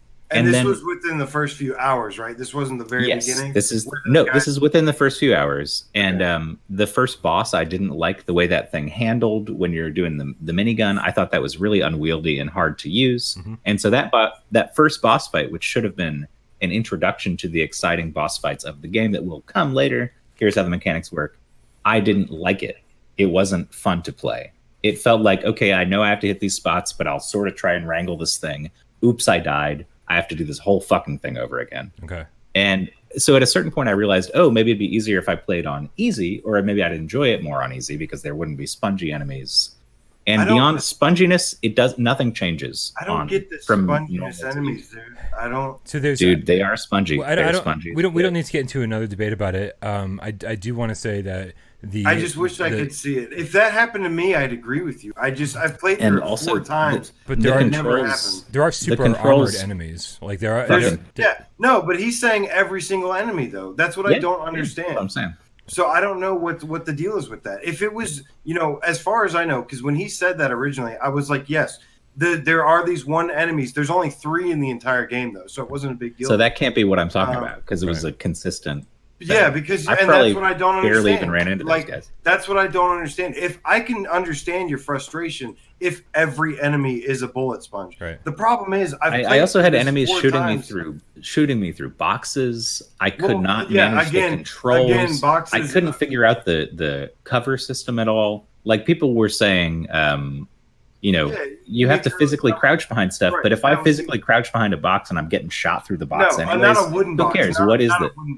Not a wooden box. Then why is the wooden box there as cover all over the place? Why put it there for cover if I can't use it as cover? It's a wooden box. It can break. There are other boxes and crates that are metal. Not many. Not many. I mean, go watch my playthrough. I'm ducking behind it. And I didn't want to get into a huge debate. I wanted Dave to kind of reiterate his stance. Really, my core thing was that there's some intrinsic level of do I like it or do I not like it? And so many things came together for me on Immortal Legacy where I ended up feeling like I don't like this game. I just don't understand the bullet sponge thing. I don't know if that's a bug or what. I mean, that's one of many things that turned me off. You and Nick are the only 2 people that have ever mentioned that to me. And Nick. When I just said it, Brian nodded and said, "Oh yeah, I saw that." No. There's the super armored enemies that I go, Jesus, these guys take a fucking ridiculous number of bullets to kill. Like headshot, nothing. Yeah. But the rest of the guys go down 1 or 2 shots. The thing is, for me, that's not fun difficulty. That's just lame difficulty. Make it exciting because I have to do something more interesting than peg a guy in the face 20 times. No, you do, and you're supposed to throw a grenade or shoot the exploding barrels next to them that they placed there on purpose. So there is like a strategy to it. The thing that really would have made it a lot better for me is if I could have fixed those concerns I had about the sponginess and getting killed too much. No, but hold on. I'm getting to the thing here. If I could have switched from normal to easy without starting a brand new save at the very beginning, I would have liked this game a lot fucking more. There's not a lot of games that do that, though. The prospect, there's plenty of games that let you switch difficulty on the fly. Not when it changes a lot of the mechanics and stuff. It doesn't change any of the mechanics. It just makes them have more health, dude. That's the problem. No, it gives you like a laser sight, and it changes something. Dude, you don't think I can flip a switch and get a laser beam, and they couldn't figure that out? I'm just saying, a lot of games do allow you to switch difficulty without starting a brand new save from the very beginning, especially when the beginning is a lot of... I don't think most games do that. Most games make you choose. They make you start a game, and they say, what difficulty do you want to choose? And are you talking about VR games or are you talking about games? I'm talking games in general. I'm talking about VR and games in general. Okay. You don't just... There's stuff like Skyrim that you can change the difficulty on the fly. I don't know what you're talking about when you say most games you can just change. A lot of games that I've seen recently allow you to switch. Can you name some? Yes, Fire Emblem Three Houses I played recently. That's one. Okay, it's a Switch game. What I'm saying is you're talking about some subset of games, and I play other games besides that. I don't just play VR games. And so when you say all games don't have the option to switch difficulty, I'm not saying I'm saying the majority. I'm saying the majority of games. Can you switch the difficulty at any time in Doom VFR? Yes, you can. Can you switch the difficulty at any time in a lot of other games? I have seen it many times. It's not that crazy to think that if it's just sponginess and a laser sight, that I don't have to restart. And the problem is, if I did restart, there are long, unskippable cutscenes that aren't that good. Wait, at the beginning, you can skip cutscenes. You can skip. Yeah, you can skip every cutscene. They didn't let me. Okay, well, I didn't see that. Anyways, I had to sit through a bunch of shit when I tried to start again on easy, and I was like, I don't want to do this shit again. Every single one. All right. Well, I think we should move on. I just don't like it. That's it. I just don't like it. I appreciate you letting, like kind of filling in not only us, but everybody. Kev, in the comments, come tell everybody why it sucks. I just hate that. The only thing that you say that bothers me, and it's not your fault, is the bullet sponge thing. I don't understand that. I played through it 4 times, never had that issue. Every time I got a headshot. Like I said, I have a complete playthrough again on my channel where I'm shooting people in the head and they die. And this is on normal. This isn't on easy. Here's what I'm saying. So I don't know what that is. Even if that's the case, I'm not going to go watch that video and say, oh, look, it worked for him. I like this game now. Right. So it doesn't change my opinion. Right. All right. Thank you for. I just don't understand it. Why that happened. We got to move on. So again, I think this the only good way to do this is to each give one game that we have to have. have to have. We already know Trover's on there. Yep. And then I've already said Immortal Legacy is the one I'm willing to sacrifice for. So it drives me nuts because Table of Tales is so good. Okay, I'm switching mine at this point. I said mine that I'm sacrificing everything for is Everybody's Golf. It's Sirento. There we go. Sirento has to get on there. I like it, man. I like it. No, I love it. I'm really because I feel strongly about that game. I really like that game. I agree, man. I love. We were talking about. I love the gameplay. Yeah, we were talking about the appeal of Everybody's Golf and how accessible it is and how polished it is and stuff. But from a personal level, Sirento, I've played way more, and I want to play way more of. So yeah, and so like it really does feel, as far as the top 20 list is concerned, like even though it wouldn't make my personal top 20, it would make my top 25 or 30. It would have felt wrong if it didn't make the list for me. I agree. I had Sirento at 16, so I like it being here. Okay. AJ, we need to sacrifice everything for your game. Fuck. Prada. You know how happy I would be if Prada made the fucking list. The servers just went back up, man. We need to support these guys. No. I'm just kidding, Kev. Don't worry. Rest your heart. Does Kev not like Preda either? Oh, Kev fucking hates Preda. What's wrong with Preda? Come on. I mean, it's grindy. It's no, because it was designed with microtransactions, and then those microtransactions were ripped out, and then it was never completely adjusted. I agree with you. I agree. I know. I'm familiar with that. It was a total grind fest. Yeah. I mean, but the redeeming factor of that game is the gameplay is excellent. So yeah, even though it was a grind fest, I loved every second. So Preda then, yeah. Most every second. So Preda's your go-to? No, Preda's not my go-to. What is it then? AJ, I'm gonna take you by your neck and strangle you. You can't give us any more joke answers. There's got to be a real one. I know. I mean, I'm trying to think. Gran Turismo Sport. No, as much as I'd love to. Ace Combat 7. Anybody? Here they lie. No, it's between Catch and Release and Red Matter. I just can't decide which one. Well, we were talking about Tetris Effect and Catch and Release and Everybody's Golf being too similar, or I was saying that in terms of the vibe you get from them, the kind of chilling out, just doing something. It doesn't look like Tetris Effect or Everybody's Golf are on the list. So would you say Catch and Release over Red Matter, or would you say Red Matter over Catch and Release? That's what I'm trying to figure out. I think it's got more of a place in the. What do you guys? Which ones do you guys like more? Which one do you guys like more? Of what? Can you guys give me your? Because look, it's either going to be Catch and Release or. Can you tell me what you guys think? And help me. I think I would probably vote for Catch and Release.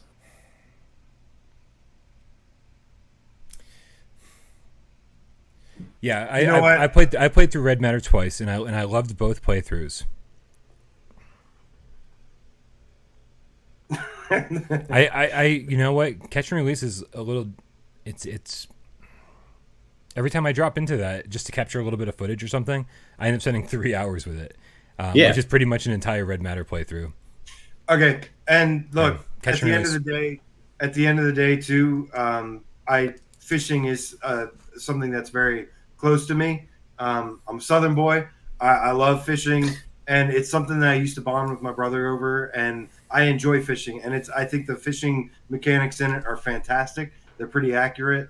So yeah, it's gonna have to be Catch and Release. Yeah, and I mean, I guess Red Matter.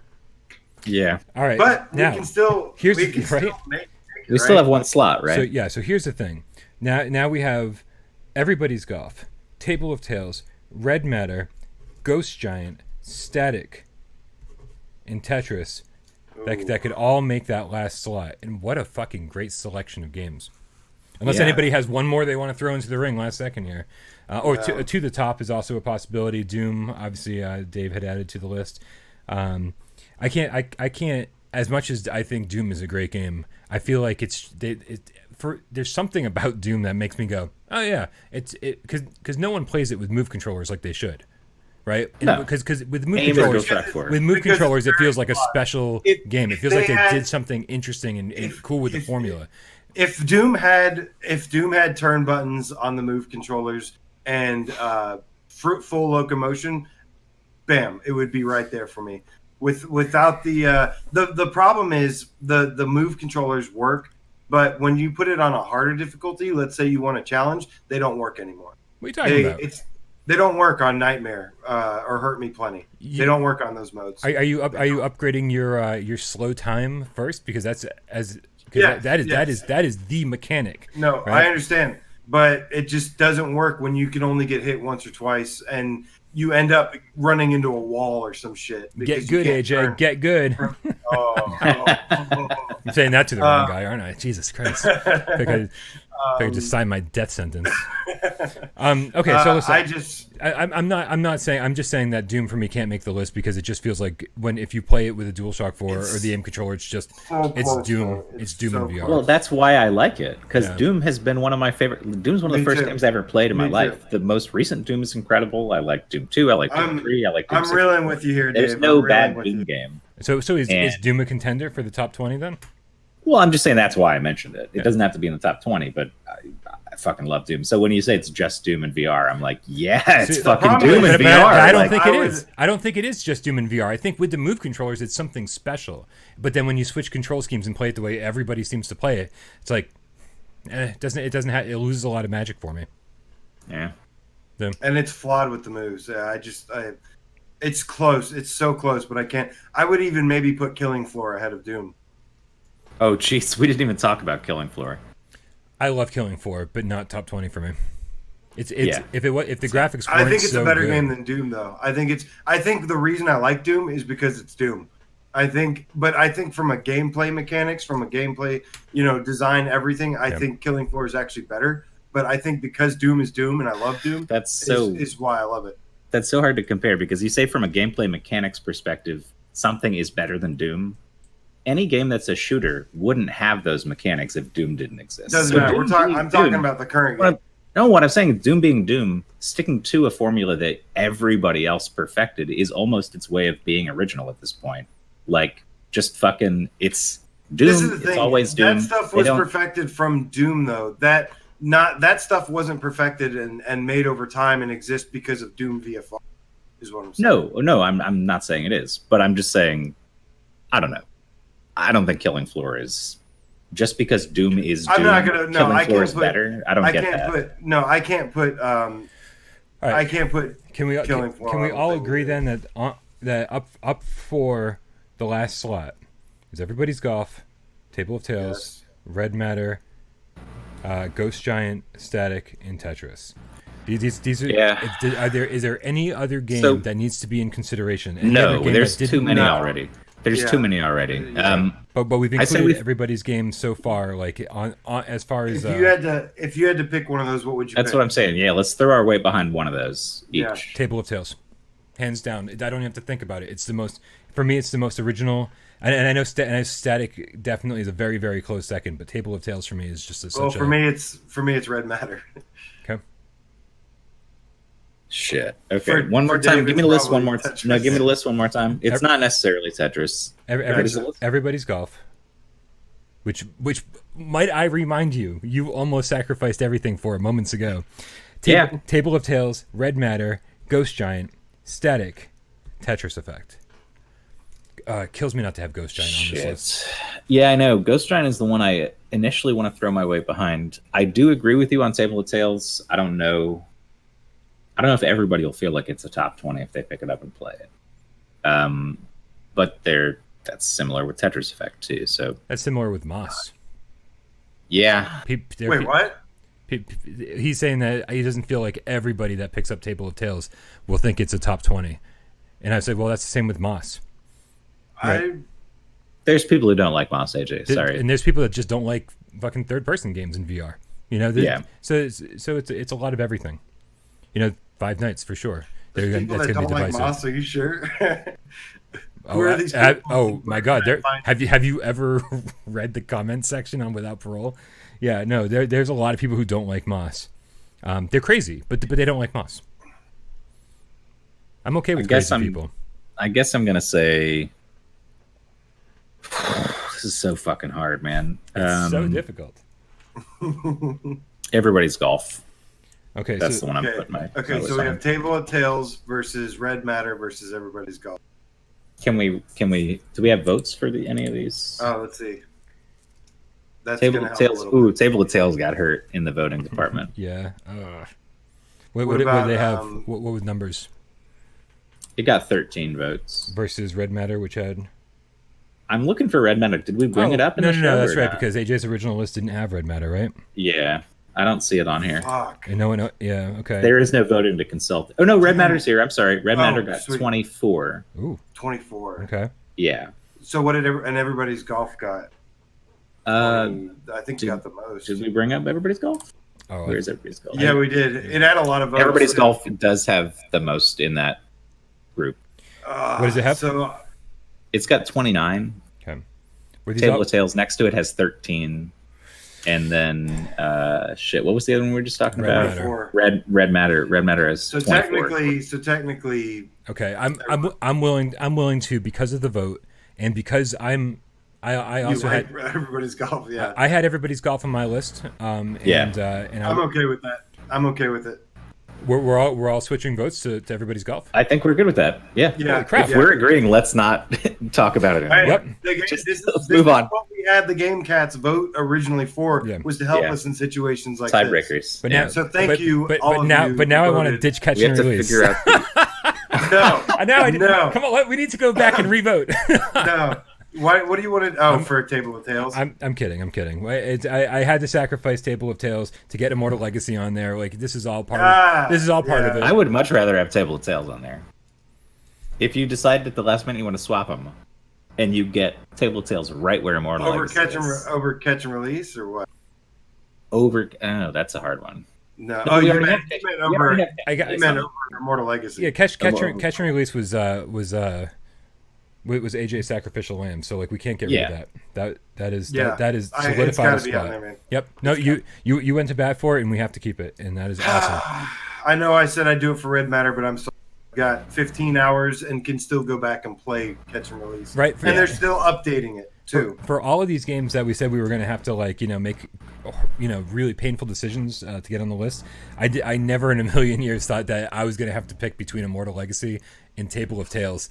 Man, there's such good games. All I got to say is that you should be very grateful that, and I am grateful too, that Immortal Legacy is on this list, because if it wasn't for us, it probably wouldn't be on this list. I can't believe Static didn't make the cut. Oh my god, that is surprising. Static's way better than Immortal Legacy, so that doesn't make much sense. I can't believe Ghost Giant didn't make the cut. Also, way better than that other game we were talking about. No, I disagree. Yeah, way better than that Sorrento game we were talking about for sure. Oh no! I like it though. I like these. I gotta say, I'm a big fan of the top 20. It sucks that we're talking about the best of the best of the best, and that means that we could have easily done a top 25, top 30, top 40, and a little under the table cash. Yeah, I saw that happening. I saw that. I think K-Panic was the first one to throw out some bribes. Offer some bribes, yeah. All right, so here we go. Ready to kind of put these in order? Can we hold on? Can we take a quick 5? Yeah. Quick 5? Take a quick 5? Yeah. That's fine. Yeah. All right, quick 5. I'll see you guys in just a minute. All right. Yeah. All right, here we go. You guys ready to... Getting back in? Yeah, we'll get back in here. We'll make... We got to figure out the order. I really think this is going to be... I think we've already gotten the hard part out of the way. I think getting the order down... The fact that we have these 20 games in that they're separated into brackets... I'm so happy with where games fell in brackets that I almost don't care where they lie or here they lie in each bracket. Although, where the fuck is here they lie, AJ? Well... it's time to start caring, because it's time to start putting them in order. It's time to start caring. All right, let's start with the back end. 20. Yep. Trover, Sorrento, Catch and Release, Everybody's Golf, and Immortal Legacy. Yeah, Trover needs to be 16. As far as I'm concerned. Yeah, we all decided Trover was 16, I think. Yep. So definitely Trover 16, right? And then we're trying to figure out where everybody's golf, catch and release, Sirento, and Immortal Legacy fall. This is again tough because we all sacrifice games to get certain ones in. I think for Immortal Legacy, up against these other games, it should probably be towards the back half compared to some of those. It needs to be 19 or 20. I think 19. That's what I'm saying. I'm okay with 19. 20. Yeah. 19. Let's do 19. I think maybe everybody's golf 20, because I would love to see this list open up, and the first thing you see is everybody's golf. Something about that just seems awesome. So I think everybody's golf, Immortal Legacy, catch and release, Sirento, Trover. I don't want to place anything on the list because of where it'll look cool when you start a video. I as much as I totally agree with that statement. That's what you have for me. I think the way that you laid it out, Legacy, catch and release, Sirento, Trover. The way you just said it puts Sirento higher than I think maybe Brian or even you would want it in that lineup. Because wouldn't you want catch? Okay, so I mean, I'm fine with that if you guys are okay with that too. Now, the only downside here. No, I would put Sirento above. Catch and release, but I would put Sirento above both of those too. Okay, so then we're saying Trover, Sirento. Fuck man, we need to. I changed my mind. Immortal Legacy has to be 20. I'm fine with that. I need to drop it down just because I'm looking at these other games and I'm just like, it's got issues. But I'm happy it's on the list, but it has issues. It can totally start this list off at 20. I mean, Firewall has issues. No Man's Sky has issues, but Firewall is like endlessly replayable. One thing that I don't think we've discussed collectively about No Man's Sky, and that's really every game kind of has issues. You can't ride the animals in VR. And I spent so much time figuring out how to cultivate animals. Oh, you just can't do it? You can. It's only Are flat you sure? screen. Yes. People have said that on the No Man's Sky subreddit. I've seen it. Like, people are saying we're disappointed we can't do this in VR. Well, that's not going to change really anything for me. I mean, that's... Well, no, it's just a minor disappointment. Like, I was really looking forward to that. That's really, that's not going to change really anything. I mean, and to be honest... I'm not saying it should change anything. Whether it was a glitch or not, I did ride on an animal. I don't know if it was a glitch, but I literally twice grabbed an animal, went like this, and was riding on top of it, looking down. It sounds like you rode an animal. I don't know if it was a glitch, but it happened twice in a row where I grabbed and went like this, and it picked me up, and I was riding on it, looking down. And so I don't know if that was a glitch or not, but it happened. All right. Okay. Well, guys, we need to stay on topic. Dave, your mic's off. Oh, that's fine. Cut this whole thing. cut all this. All right. So number 20, Immortal Legacy.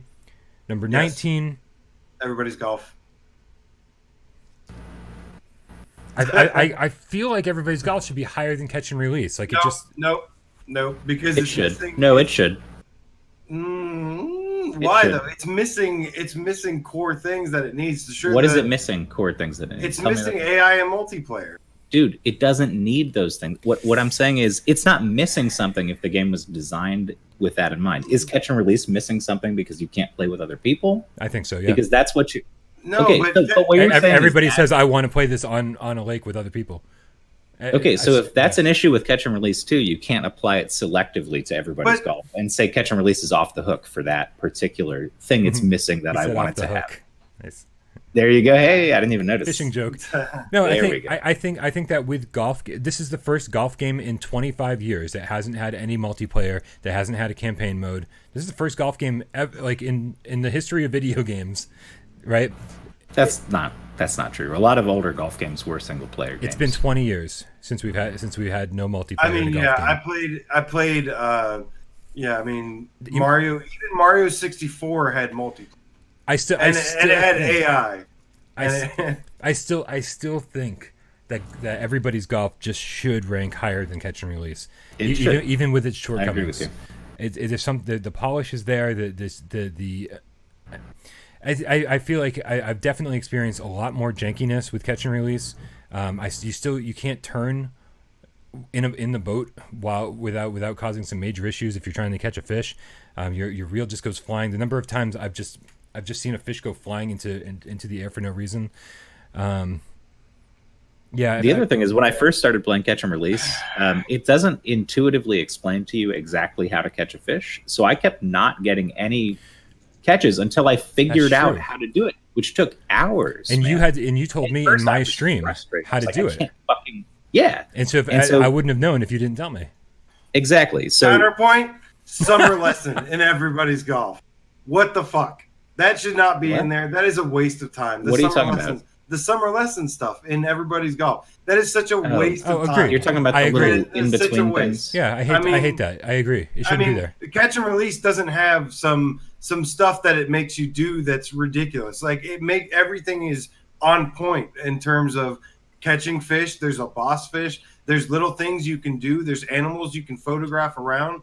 All the extra features are like really good in that game. All the extra features in everybody's golf are either missing or they're shit.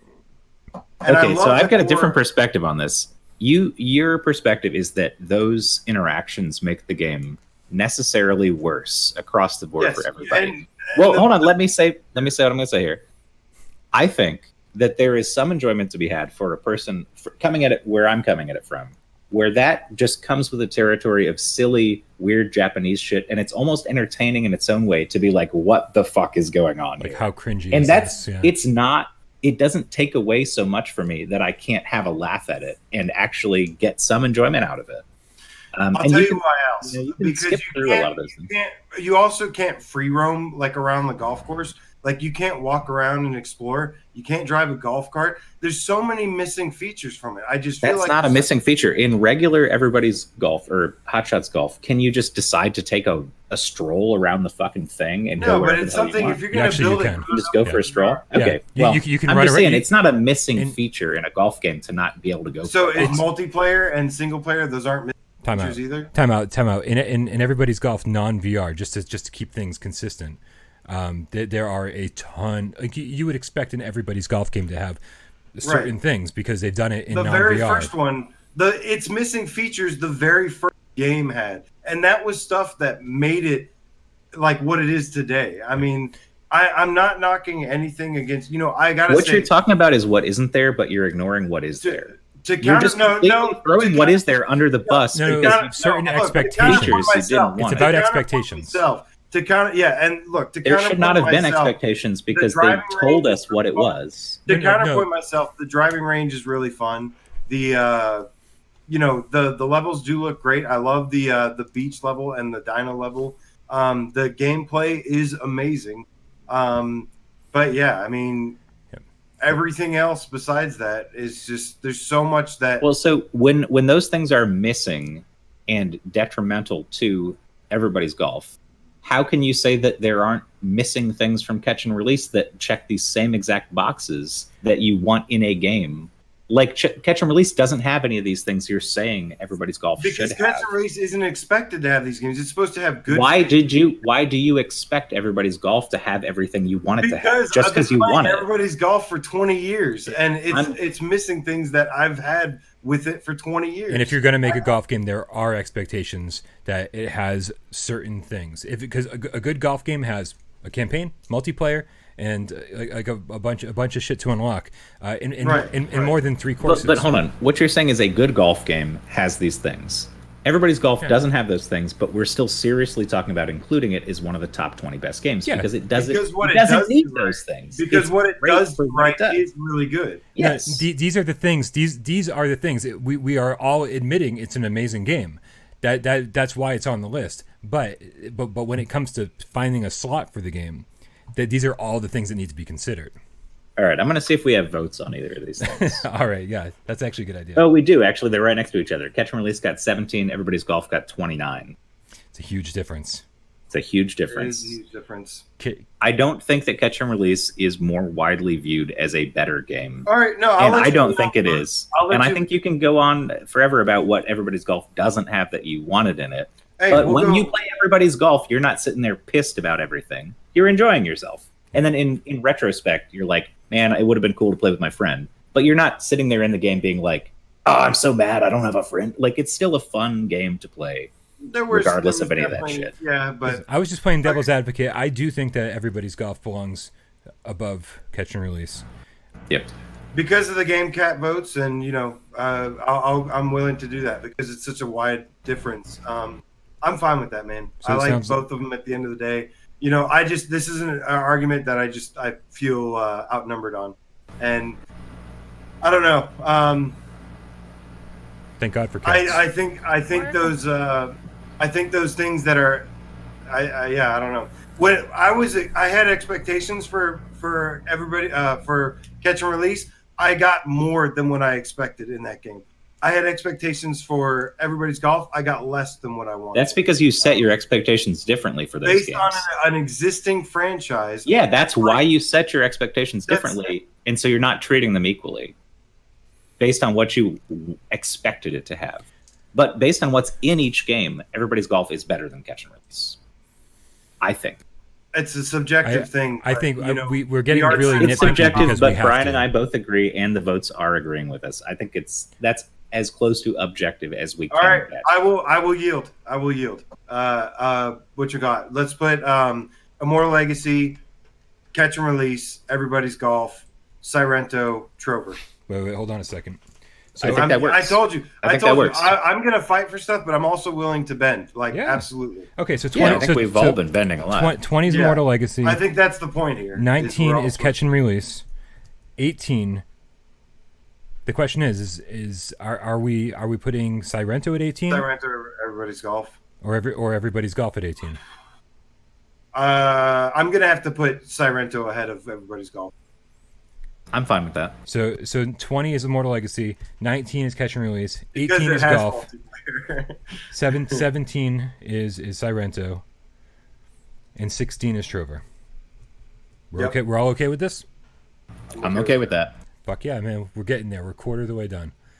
Okay. By 9 o'clock tonight, we should be all ready. Jesus Christ. No. I still have to play No Man's Sky today, guys. I don't know. Yeah, well, I have to edit tomorrow's PSVR this week and Monday's Why We Love PSVR and get about 17 reviews done and edit this video so we can put it up for people to watch. All right, you win. Now, yeah. I win.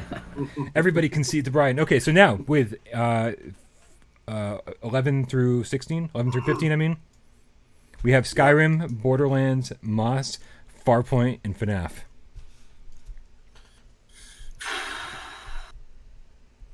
I'm going to say right now that because of the scope and the immersive nature and the broader appeal of the other 4 games, I do want to put FNAF as low on this list as possible in terms of meaning this should be number 15.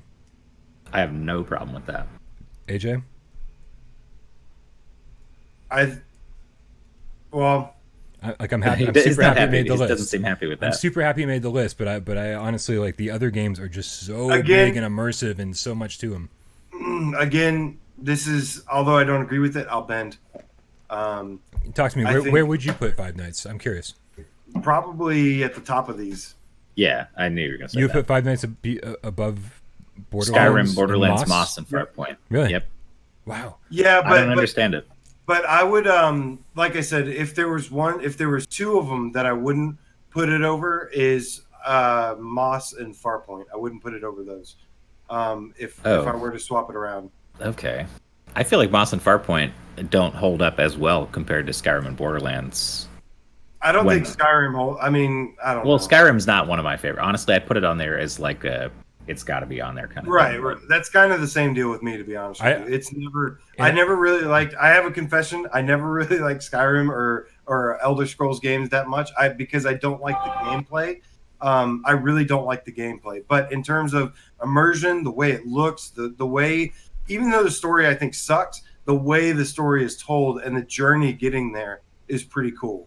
Yeah, for me, Skyrim is number 11 on this.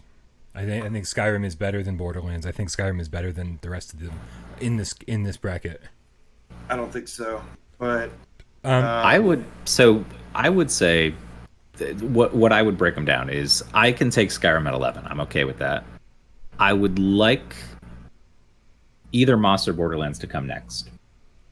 The problem, I think Moss. I'm sorry. I think Skyrim and Borderlands, wherever they are on the list, it's sort of a preference thing. It's like, do I like this kind of gameplay or this kind of gameplay? Exactly. But they're neck and neck, so I think they should be right next to each other on this list. Okay, so yeah, let's do Skyrim, Borderlands, and then go from there. Unless AJ, you don't want that. Yeah, I don't want to speak for AJ because if we're talking about 11 and 12, these are pretty high up on the list. I gotta put Moss ahead of Borderlands.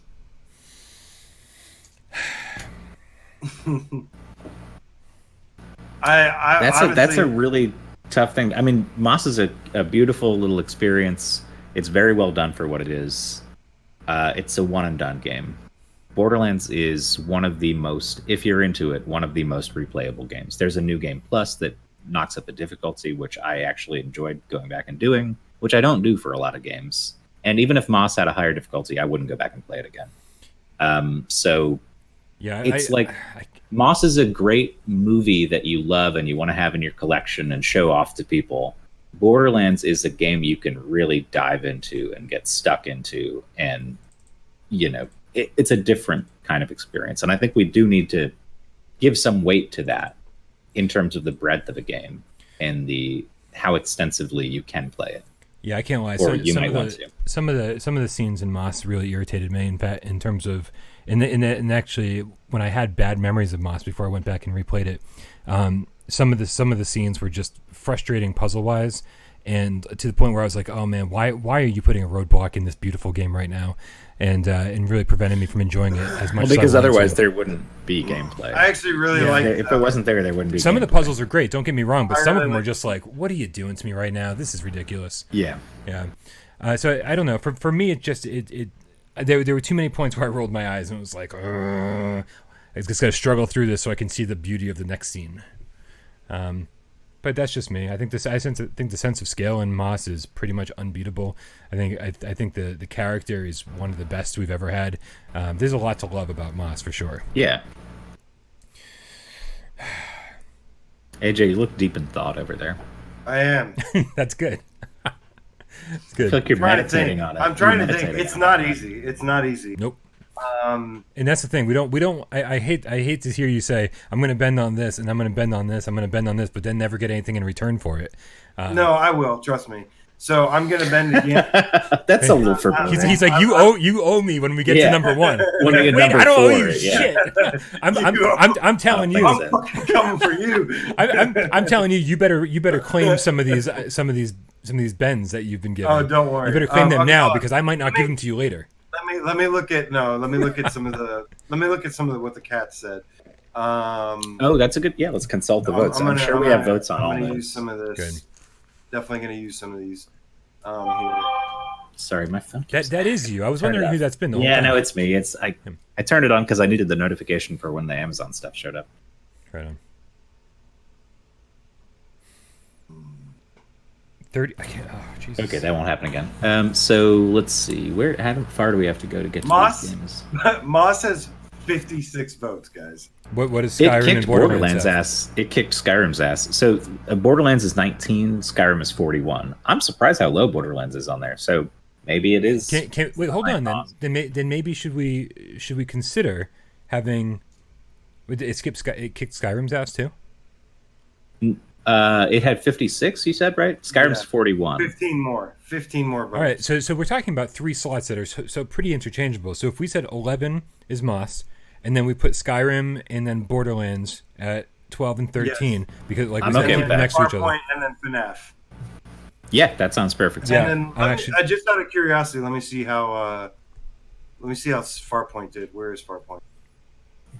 It's got to be there somewhere. Yeah. Man, I really, just out of curiosity. I like that though. Farpoint is such a good game, but yeah, it is. The fact is, it's still very high on the list, so I guess we shouldn't complain. No, I'm not complaining. It's got 44 votes. Wow. It's got more than Skyrim. I still can't do it, man. It can't be higher up.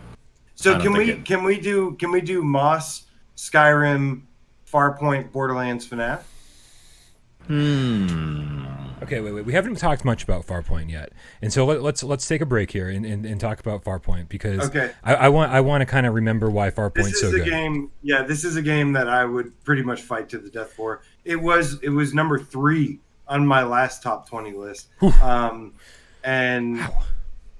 well, like I said, man, I still play it. You know, the story was so impactful. It lasted. It's about an 8-hour campaign, and then on top of that, you know, granted, I didn't really care about the challenges or the PvP, but the co-op, man. They added levels to the co-op. The levels are completely different. They're absolutely stunning in terms of scale. And I don't know how far you guys have gotten into the co-op levels, but there's like volcanoes and there's some crazy shit going on. I beat the co-op levels. They were so good. Yeah, did you beat them post-patch? You saw like the volcano one and everything? Post-patch? Yeah, they added added levels to the co-op. They added levels when they added the PvP. They added more levels to the. Okay, I don't remember. Now it's been too long. The levels are absolutely like stunning. Like the way they look. They're not just like, oh, we're gonna take the single player map and just put it in no, it's like they feel pretty handcrafted in certain ways. And co-op is it's amazing. I still play it. Like, let me get this off my chest because this is okay, go ahead. Sorry, the one thing I keep remembering about Farpoint, and don't get me wrong, I think the addition of co-op was great. All the new levels, the PvP, I think that all that was great, and they didn't need to do that. But the thing that I always go back to, the thing that I always remember first and foremost about Farpoint was the campaign and how great it started. And I feel like it slowly got worse. The story was great from beginning to end, but then it felt like these 4 separate sections that 4 different people made. It was like, oh, here's spiders for this one, and now robots for this one, now androids for this one, and I was like, and even the visual style of each section looked different to the point where I was like, this feels like a different game, and like none of the enemies crossed over, so it all felt very separated, and I was like, it just didn't feel cohesive at all to me. The only thing that I kind of could agree with you there is like the aliens. The aliens were kind of like bland, but they also changed up the gameplay, and the environments during that process were pretty amazing. And the story was getting more epic at that time. And then finally, at the very end, you've got all of them going against each other as well as you, and it's just chaos. And you're running down with this giant juggernaut thing that you're. But the juggernaut pissed me off too. If we're saying these things about Farpoint, we still have to put it in comparison to right now. I think Borderlands is what we're doing, right? Sure. Comparing these two. Yeah, sure. And so it is cool that there are a bunch of different modes in Farpoint, and I liked the campaign, the plot, like you guys were saying. I enjoyed it more than most VR games, but when you compare it to Borderlands, you're just doing the same thing in a different context in Farpoint. Whereas in Borderlands, there are mechanics that are much deeper than what you get. Farpoint doesn't have an upgrade system, an RPG-style stat boost system. Yeah, it does. No, it's not an RPG-style stat boost system. No, you can level up a weapon later. And it changes the weapons, and it changes how the weapons play. Okay, I'm just saying, and if you each think of the that... weapons did feel different, Stop. If you think that Farpoint is in any way nearly as deep or expansive a game as Borderlands, I don't agree with that. I think there is a lot more to do in Borderlands. There is a lot more time you can spend in it if you get into it. That expands on the gameplay in a way where it's not just like, okay, I'm just shooting these same guys with a friend on a different map. You know what it is for me? And as far if we want to talk about plot too, as far as a video game plot goes, maybe Borderlands isn't the best, but it has a You don't really play for the story, though. You play it But for there is a lot of story. There's side quests. There's all sorts of stuff into this world. It's not an impactful there's story.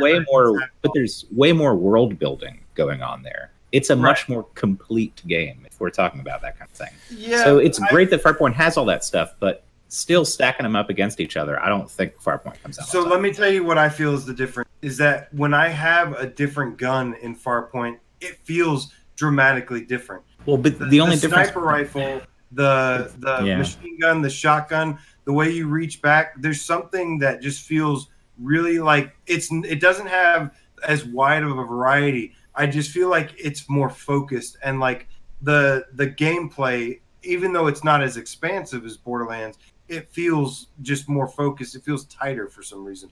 Like it's still I don't know. It's just all the guns feel really different, and I really like that. I can't really agree that the guns feel more different in Farpoint than they do in Borderlands. Because what you're saying is it feels different to hold a shotgun than it does to hold a sniper rifle. That should be true in every game anywhere. It didn't really feel no, there is a difference in Borderlands when you're using a shotgun versus a pistol versus an SMG. It all handles and feels different. I don't know. It just didn't feel like there. Honestly, that's my problem with Borderlands. That every gun, there's a billion guns, and they all feel kind of the same. There was no creativity. Oh my God, that's not true. You can build like loadouts around a certain. Is there like a, you know how like the vehicles in Borderlands? There's like one that threw barrels. There's one that threw saw blades. Are there guns like that you can find that, like, you know, shoot a saw blade or shoot an exploding barrel or anything, like, because they all just felt the same to me. It's not. There's so many variations in the loot and the things that they can do. Like, say I have a grenade that splits into 8 grenades. That handles a lot differently than a grenade that sucks everyone in the area to one location where I can then perform some killing on them. And you have to tailor your loadout to a specific style of play that you want that works together. Right. So if I've got like a slag gun, that's going to lower their armor, and then I follow it up with something that does big damage, or I light them on fire with something and do something that does more damage when someone's on fire. There's a lot more of that, like, character class building, like Diablo or something, where how do these pieces fit together? So in Farpoint, it's like, cool, I got a different gun, it shoots something different. It's not really as deep. There's not as much there. Well, Farpoint only has. Wait, hold on. Wait, what is Borderlands? The vote difference is huge in this, and I think we're kind of at a stalemate here, because I kind of see both of your points. I love both of these games, and I think I might love both of these games equally. And so, since I think this is another point where we have to take the GameCat vote into consideration and put Farpoint in between them, and say So 11 Moss, 12 Skyrim, 13 Farpoint, 14 Borderlands. Don't worry, Dave. Dave. I'm here for you, Dave, when you're going to need it the most. I don't think you're gonna. I don't know what you're talking about. I don't think you guys understand how this channel works. Can we concede and give credit to the Game Cats and say that they decided this one? One more time, yes. Shout out to the Game Cats. Thank you guys so much for voting and making this process. I agree with you guys in so many ways, but not on this one. But I still love it. Yeah, we're so nitpicking right now. I totally get a lot of your points. Like, and trust me, like, with the DLC coming too, it's only going to get better. Yeah. It's, you know, so I think after the DLC, it may even, you know, it may jump up a little bit. All right, which puts Five Nights at 15. Yep, Five Nights 15. And again, Five Nights is a game that I love. But I'm okay with it being there because these other games are stellar. The more we talk about them, the more I remember how much I love them. Yeah. All right, moving on then to. Wait, hold on. So it's FNAF, Borderlands 2, Farpoint, Skyrim, Moss. If you're going from 15 to 11, yes. Wow. Yeah, I actually really like that. Yep, me too. All right, so that means we are moving on to. Wow, we're getting close. 6 through 10. 6, 7, 8, 9, 10. And here are what the games we have in that category. Hey, you know, let me change that trailer again because we've probably been watching Borderlands. By the way, dude, please let me do whatever I can to get. You cut out, was that? Yeah, I need to get you a new trailer for Farpoint because you used that same trailer for Farpoint, and I can't stand that trailer. I want it to burn in a fire. Yeah. There's so many better trailers, so many better gameplay. I just got to mention that. I don't know why I mentioned that now, but I'm sure you were playing the Farpoint trailer, and I can't stand that trailer. Yeah, no, I think with these I'm sorry. I think with these videos, no, the top 20 videos are always the most popular on Without Parole. I'd like them to be interesting to watch, and that's why, like, you know, for the initial top 10 lists and everything, I was always using gameplay footage because we had some awesome gameplay footage. But man, these things take so much time, and my workload is so heavy now that I usually don't have time, which is why it's all on you. All right, here we go. We've got for the next 5 that we need to put in order. We've got Rush of Blood, Blood and Truth. Holy crap! I can't believe we just had these games next to each other. They're so it's like the two spectrums. It's a launch day in like last month. It's like Jesus Christ. Super Hot, Persistence, and Wipeout. This is like such a wildly diverse category or wildly diverse bracket. Really, for number 6, what I think it needs to be between is. I don't think there's a question. I think Blood and Truth has to be number 6 in my book. Really? Yeah, I think so too. I don't know. Where are you at with Blood and Truth, Dave? What number would you put it at? I had it number 7. I'm fine with it at number 7. So you're only one slot away. Were you gonna say Super Hot would be the first one? Were you gonna say Super Hot? That's what I had as my number 6, and I still stand by that. Honestly, I think it's like a Beat Saber, or like it's one of those games that you put somebody in it and they're almost guaranteed to love it. And it's a new, unique experience. And that is one of the driving, like, when people talked about what games do you have to play in VR, for a long time, Super Hot was like at the top of the conversation. Right. Yeah. And it still holds up. It's still a great concept.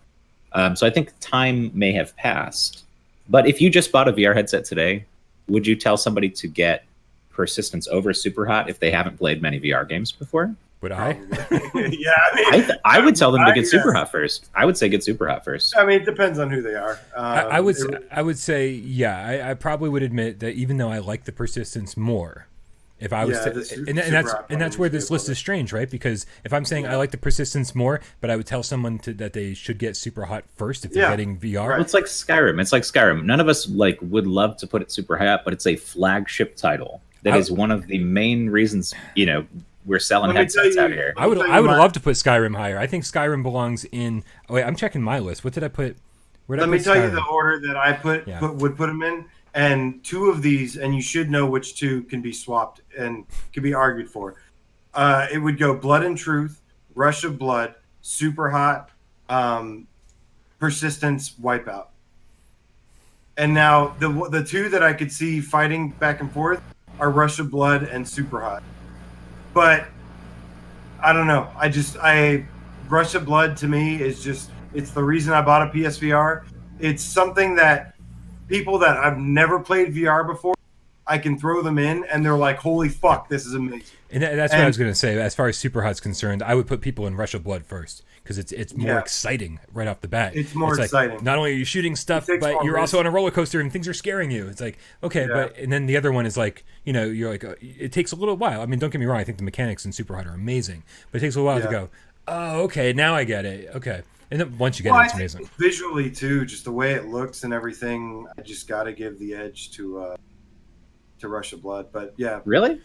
I mean, having decent graphics in a more conventional style doesn't necessarily win out to me. I think having a strong art design is sometimes more important than just having graphics that look okay in the context you've defined. Like, we're talking about games like, okay, there's another one on this list somewhere. Let me see. I don't know. I can't even think of it. But stuff like that. To the top, stuff like that. But the one I was fucking thinking of is not Super Hot. It's the length. It's the length of the game. I beat Super Hot in I think 2 hours. And then the rest is kind of replayable, endless modes. Alternate modes, it's different. Right. It's not like, with Rush of Blood, it was 8 hours for me of different levels. It was a full campaign. It's not an 8-hour game. That's not an 8-hour game by any means. It took me 8 hours. If you die a bunch, it's an 8-hour game. If you don't, it's a 2 are you talking about playing through on all the levels? Whoa. Playing Rush through on all the difficulty Blood, levels? 2 to 3 hours? How many stages do you think Rush of Blood has? How long do you think the stages are? I thought it was 8, maybe. I think there's 7 or 8. Do you think each stage is longer than 10 minutes? Because if you think there's 8 stages and it's 10 minutes each, that's 80 minutes, which is not. Well, again, I mean, look, 8 hours. When somebody asks Red Matter, and they say, "How long is the game?" You can beat the game in 45 minutes. You're not going to do that on your first playthrough. You're gonna spend. That's what part of that time is figuring that stuff out. Part of Rush of Blood, unless you play it on easy. I mean, if you play it on easy, maybe 2 or 3 hours. I played it on normal, and it took me 8 hours. I think that is something that I think I started on easy, and then and I played through and I did all the levels. And I was like, this is amazing. And then I played through again on normal, and then I played through again on hard. And then I think isn't there a nightmare mode or something? I can't remember. Insane or something. Psychotic. Yeah, psychotic. Yeah. Oh, okay. Yeah, and it's ridiculously hard, right? And even Super Hot doesn't actually have those difficulty levels. Yeah. Just saying. I'm not saying that It it has should. leaderboards. I'm just saying that the Super Hot doesn't have leaderboards or anything, right? I mean, there's no timing, anything like that. Does it have leaderboards anywhere? I don't remember. This has leaderboards for every level, every difficulty. Yeah. So that is a little bit of something else, but it also has collectibles that you can get. I don't think collectibles. I think so. The thing for me, there are collectibles in Super Hot actually. You get these little, as you collect certain trophies, you get these Post-it notes all over the wall, and they start stacking up, and they're kind of fun. So there's like challenges. And stuff. Yeah, there's challenges for sure. So for me, I think the key difference is that Rush of Blood takes a lot of things that you want in VR, throws them in a blender, and it comes out good on the other side. Mm-hmm. Super Hot carves out an entirely new lane. It is unlike any game you've ever played in your life. And it's not just mixing together things you already want. It's a strong, unique concept. And for me, that beats out a very, very good, very strong pastiche of things that I already know I want. So that's why I would put Super Hot higher. Yeah, no, you just described why both of these games are on the top 20 to begin with. And then it comes down to personal preference, I think. Say, well, which one belongs higher? Because they're both doing their thing and they both do it very well. Yeah. But now, do we have votes? I'm sure we have votes. I won't bend on Blood and Truth being number 6. I could bend on Super Hot being over Rush of Blood, but that's it. It's Super Rush of Blood has to be either 7 or 8 for me. One of those two. Wait. So you're not? I thought you just said you won't bend on Rush of Blood being 6. I won't bend on Blood and Truth being 6. Oh, is that what you said? I'm sorry. Yeah. He wants Blood and Truth to be 6. I want Blood and Truth to be 6 as well. 6. I think it's such a AAA experience. I think New Game Plus added so much to it. I think that it's one of those games that if you're a new PSVR owner, you should probably be playing this. If it was longer and had a little bit less of the dual wielding issues with the tracking, and then had maybe the Time Crisis style doesn't bother me. Nope. So there are things. Do I think it could be better by letting you jump onto the airplane or letting you press the thing to jump out the window? Yes, but I don't think there's anything wrong in the way they did it, because I think they said, well, it could be shitty and only half the people like it, or we could have them do it for you and let people have fun with it. And I think they went the fun route. I won't. All right. So if you won't bend on that, then I won't bend on the next one being Super Hot, because I'm looking at the votes right now, and Super Hot beat Blood and Truth by 1, and it beat Rush of Blood by a good 10. And so I think if we're this close here, if we're putting Blood and Truth at number 6, that's going slightly against the way the votes panned out, but I'm okay with it. Yep. If Super Hot is the next one on the list. I'm okay with that. Yeah, no, I'm totally down, and I like that. Okay. I like that. And then AJ just used up one of his not bendings, and and we considered GameCat votes, which makes me really happy. And Dave's happy with Super Hot at 7. This makes me. Blood and Truth was almost in my top 5. It kind of was. But now the question is, Rush of Blood, Persistence and Wipeout. Rush of Blood, Persistence and Wipeout. Rush of Blood gets knocked back to number 7, and then I like Super Hot 7. Yeah, Super Hot 7. Oh yeah. Rush of Blood Super Hot 7. I'm fine with it being 8, although we've also got Wipeout and Persistence there. So I have to say Persistence over Wipeout. If people don't realize how good Persistence is, that's on them. I think Rush of Blood's still got to go before either of those. Yes. I think it goes. So 6 is Blood and Truth, 7 is Super Hot, 8 is Rush of Blood. Then we got a 9 and a 10 here. Sounds like you guys saying Persistence over Wipeout. I'm okay with that. Personally, I don't know. Personally, I would. I just don't. Oh wait, I gotta look to vote. I gotta look to votes. Look at the votes. But Wipeout smashed it. That's what I'm thinking, right? I think that I think for the sake of everyone else, we should maybe put Wipeout first. Wipeout and then Persistence. It wouldn't be my preference, but I can totally see it. I'm a horror game junkie, and I would absolutely put Persistence high up on the list. But the fact is that like Wipeout is so good, right? And it's in the multiplayer works so seamlessly, and it's just so much fun. And there's a full campaign. There's so much to unlock. It gets faster and faster as you go. Like it was a free update. It was a free update. Free right? update. Yeah, and it's one of the best VR implementations like that exists as far as how smooth it runs, and you should be throwing up when you play that game, but it's so buttery that it doesn't matter. Yep. So I will bend and say, for the sake of the mass public, we put Wipeout first.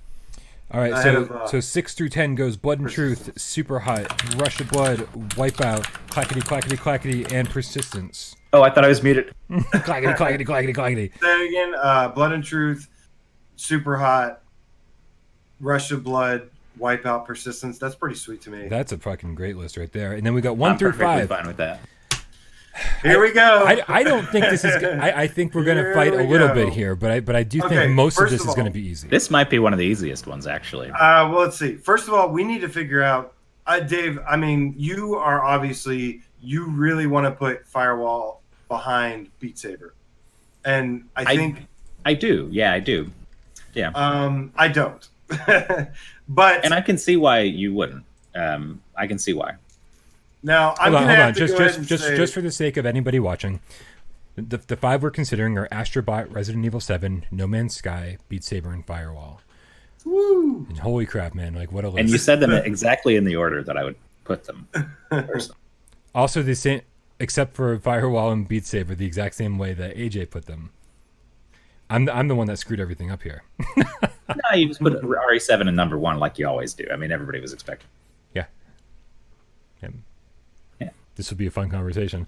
All right, so the thing is so Dave, you want Firewall at 5, I'm guessing, right? Is that where we're at? Okay, thumbs up from 5. Yeah.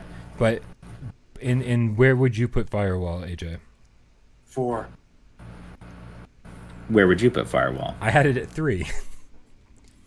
So it looks like the net, of those two, the result would be it's 4. It sounds like to me. If you guys are both leaning on it being higher and I'm leaning on it being lower, I will say if we consult the votes, Firewall did really poorly compared to some of the I'm going to have to go against the votes with this one. I'm sorry. But hold on. This is like it's not like a 1 or 2 votes difference. It's like I know. I'm gonna have to completely go against the votes on this one. Your opinion can be against the votes, but we don't have to go against the votes. Dave, do me a favor and just read off the number of votes for each one. For the top 5? Okay. So Astrobot has 58. Okay. Resident Evil 7 has 50. Fuck you guys. I mean, sorry. No Man's Sky. I'm so sorry. I didn't mean to say that out loud. Well, no, I mean, No Man's Sky has 61, which is the highest ranking of any game on our list anywhere. Okay. Yeah. I'm not saying it should be number 1 because of that. There's still rough edges and shit, and it won't take for everybody. But that is what it is vote-wise. Mm-hmm. So then we did Resident Evil 7, we did Astrobot. Firewall's got 26. Ouch. Which is like half of some of these games. Yeah. And then Beat Saber has what? Okay to put it Beat Saber is 46. Damn. So the order that they voted would be, if you Sky, did exactly the votes, would be No Man's Sky, Astrobot, Resident Evil, 7. Beat Saber, and then Firewall. I think we got to massage that a little bit because No Man's Sky is not ready to be number 1 yet. Someday it will be, maybe. Who knows? I wish OST 3 was already out for Beat Saber. That would influence my vote heavily. I just think, but the problem is, I just feel like it's going to be more of the same electronic music because it's by the same guy. But the OST is the best part of that game. I think those are the best songs. I actually like the Monster.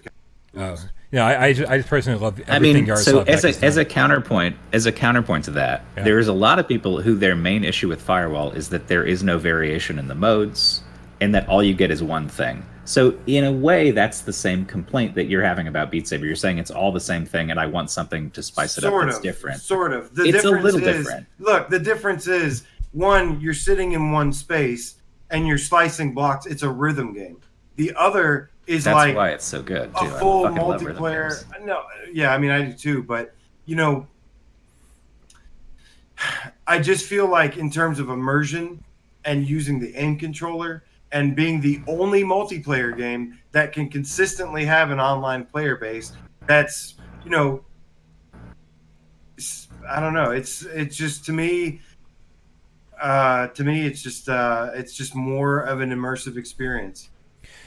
I will say, despite... I don't know. Once again, I mean, when you talk about immersive experiences, rhythm games are naturally more immersive than a lot of other games, even if it's not in VR. So I have to take issue with the way we're using immersion. If this was to say that Firewall is more immersive than Beat Saber, I don't know that that's true necessarily. If this was a PC version of Beat Saber and it had any song you could choose, it had all this stuff that it just can't have right now, then it would absolutely take the number 3 spot or 4 spot.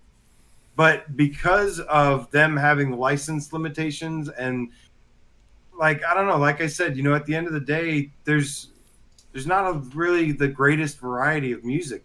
I don't know why their most popular song on the PSVR has been Overkill. I don't know why they haven't put more metal in. Even if it's but you realize this is a really niche perspective to have, because a lot of people don't feel like no, you just want metal, AJ. You don't want variety. You want metal. I want you variety want metal. I like Do you want salsa? The radioactive. Do you want a tango? A little tango? Yes. I don't think you'd be excited about that as you would be about a fucking 10 metal pack. I'm excited about variety instead of just song after song of wub wub wub wub. It fucking gives me a headache. You act like there's no variation between those songs, and it's not just a constant wub wub dubstep bullshit, you know, noise fest. Some of those songs are. I like you know, from the original OST. I did like some of the differences, and like, you know, there's like the pirate kind of sounding one, the Celtic sounding one. And there's like harder electronic, and then there's stuff like Be There For You,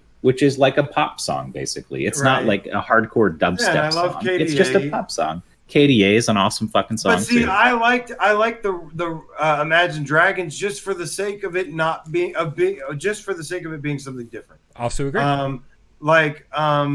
You know, I just want to see more of that, and until they get, and I think they will get that in there. To be honest with you, oh yeah, I just don't think it's there yet. They're printing money with that DLC. Yeah, and they're making good money, but they need to start, you know, giving something to the people that they keep saying. That's what they're going to do for sure. This is where I want to. This is where I want to inject. No, they haven't done it yet, though. This is where I want to inject something. You said they're making stacks of cash off of people, but they're not giving people what they're asking for. Firewall is literally the definition of that. They're going out of their way to print more money, and there are all these problems we haven't discussed about Firewall. You're acting like the game is free of sin completely, like it never had anything weird or wrong about it. Hold on. Beat Saber has been solidly a game that works every time you load it up without any fucking around forever. Yeah, when did they break Beat Saber with a DLC update that they charged? It's had some trapping. Some people still have issues with the tracking on it. Okay, people have issues with the aim drift on Firewall. Are you going to knock it down for that? Well, no, because there's certain preparations you can take for that not to happen. And like you can charge your aim controller. When I charge my aim controller, there's no drift issues. I'm just saying, are you willing? Coding. Drift issues and tracking problems that are based on individual setups aren't something we can take into consideration. No. Right. No. And so I don't think take into consideration that there are reasons why that we haven't talked about that Firewall might not deserve to be above Beat Saber.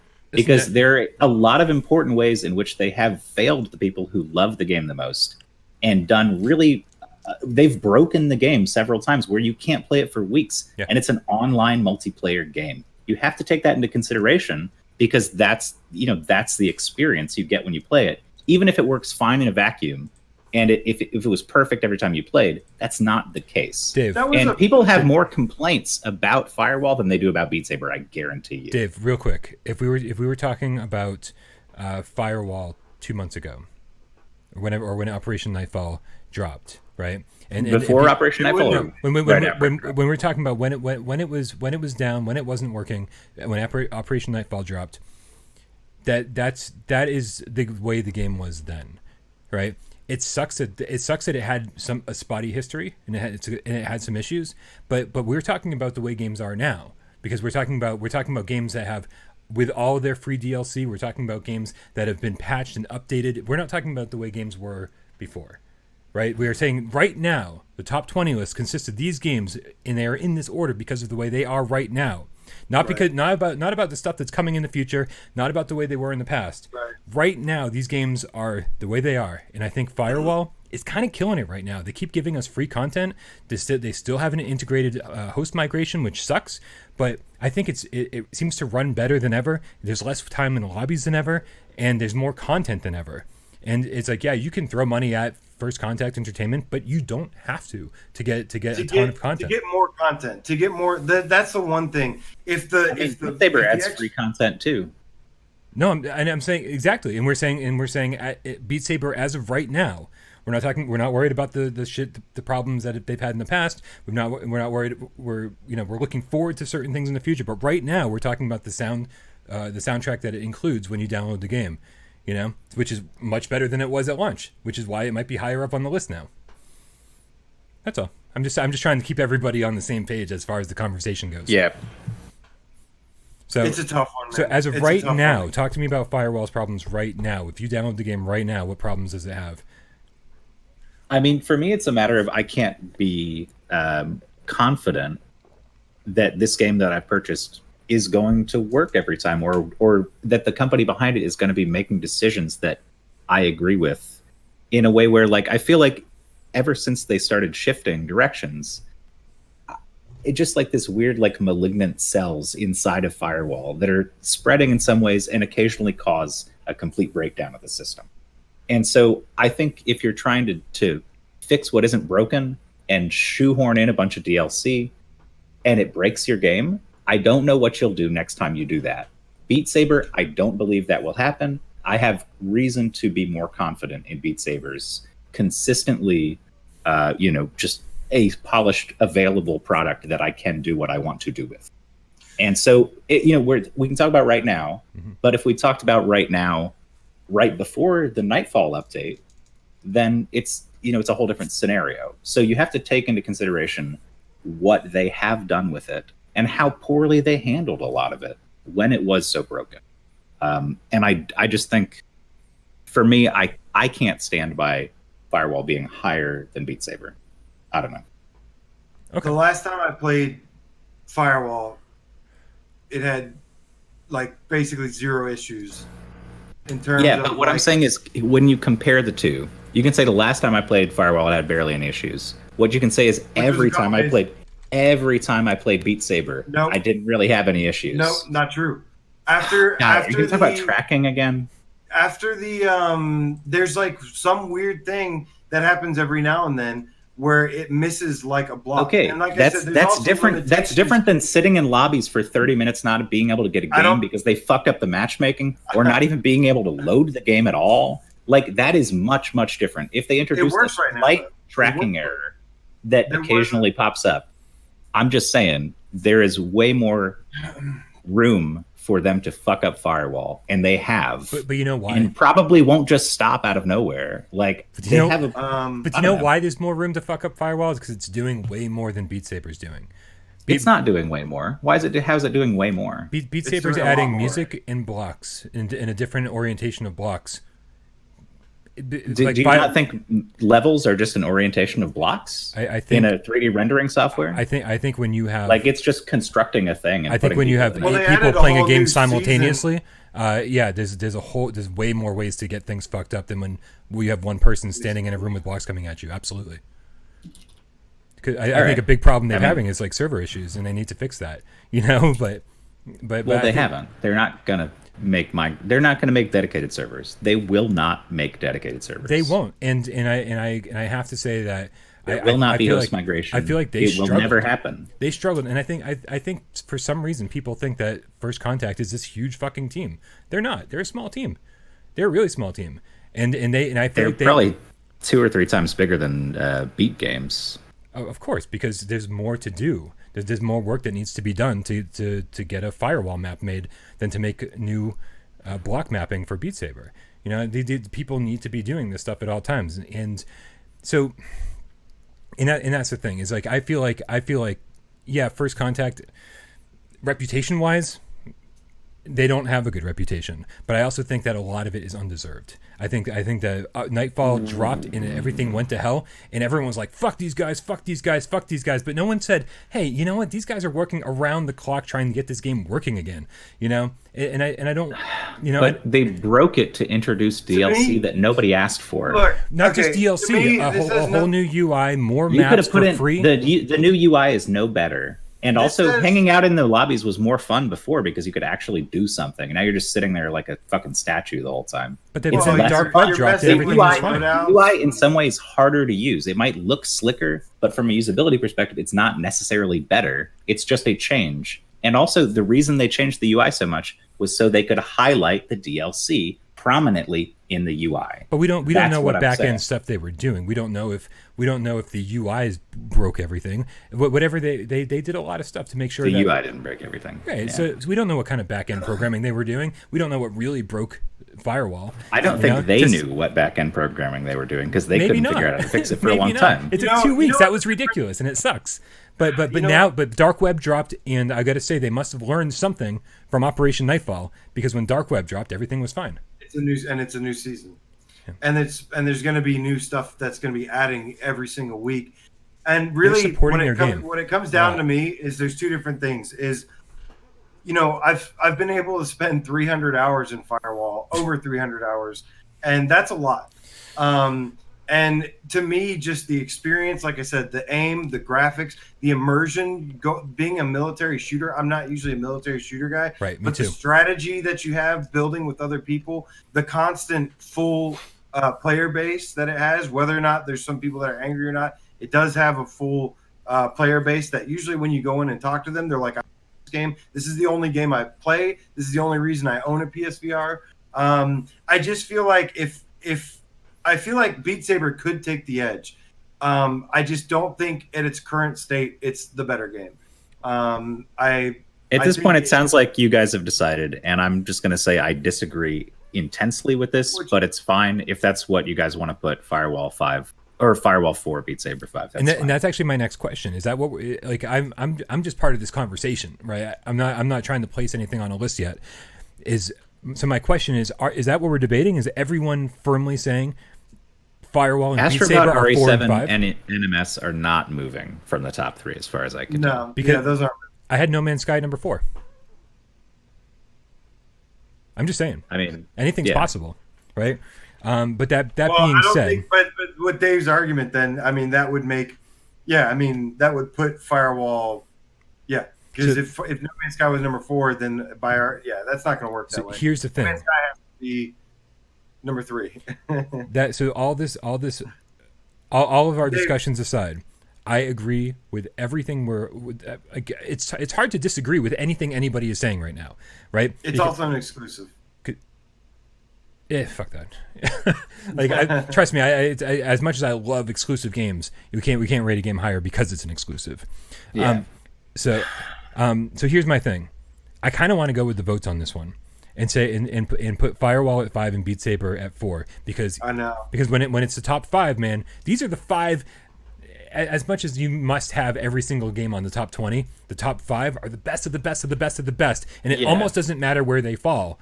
And we are all very passionate about all 5 of these games to one degree or another. And I think as far as the Game Cats go, they were very clear and said Beat Saber should be above Firewall, and I'm going to go with them and say that's where that should be.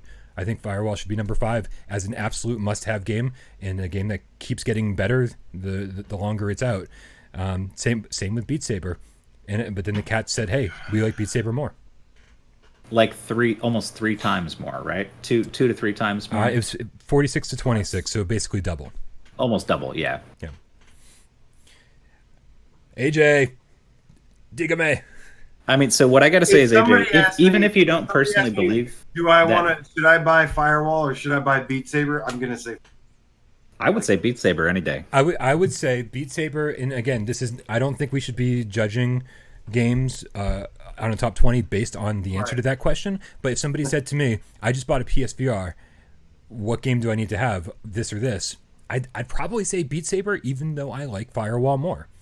And because Beat Saber is just super accessible, you don't need to have an aim controller. You should already have move controllers. I can't believe people don't have move controllers. I'll bend and put because I'm bending too. Don't get me wrong. I'm bending to make this happen and saying, hey, the cats are right. I'll bend. Yeah. Yeah. All right. Yeah, I'm good with that. Whew, that was a long conversation. All right. If so many, I think if the votes played out that way, then what I'm saying has some merit. Other people feel the way I feel about it.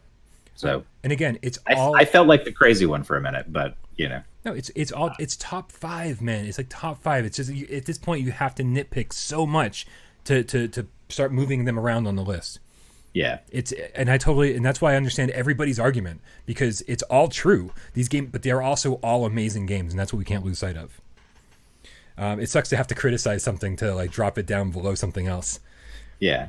All right, so that means the last. Once again, this plays into the whole thing. And AJ said before that it seems like I come off like I hate Firewall or something like that, and I don't. It's my number 5. It wouldn't be number 5 if that wasn't the case. I just have issues with it as something that I really do enjoy. I am more critical of it because they fucked up in very obvious ways that they could have avoided. Right. And so that to me stands out more than if it was some game I didn't care about.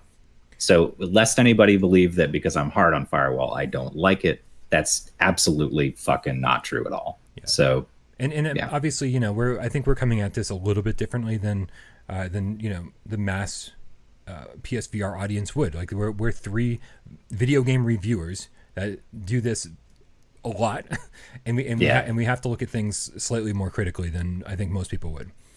So, if it does seem like we're getting very, very critical, that's the reason why. So that means there's only 3 slots left. There are. There's Astrobot, Resident Evil 7, and No Man's Sky. I like the way you said those in that order. Well, the cats don't agree with you. They want No Man's Sky number 1, but we can't. No, we can't do that. If No Man's look, I think we should all be able to easily agree that No Man's Sky is at number 3, because even with the graphical blurriness, which I think will get fixed, take away the graphical blurriness being fixed in the future. I still think the game is that good and has that much variety, that much content, has that much innovation, design, experience, gameplay, the full package, that it deserves to be that number 3 spot. Yeah, the reason I would counter the number 1 vote by the Game Cats is to say a few things. First of all, this is not by any means a game for everybody.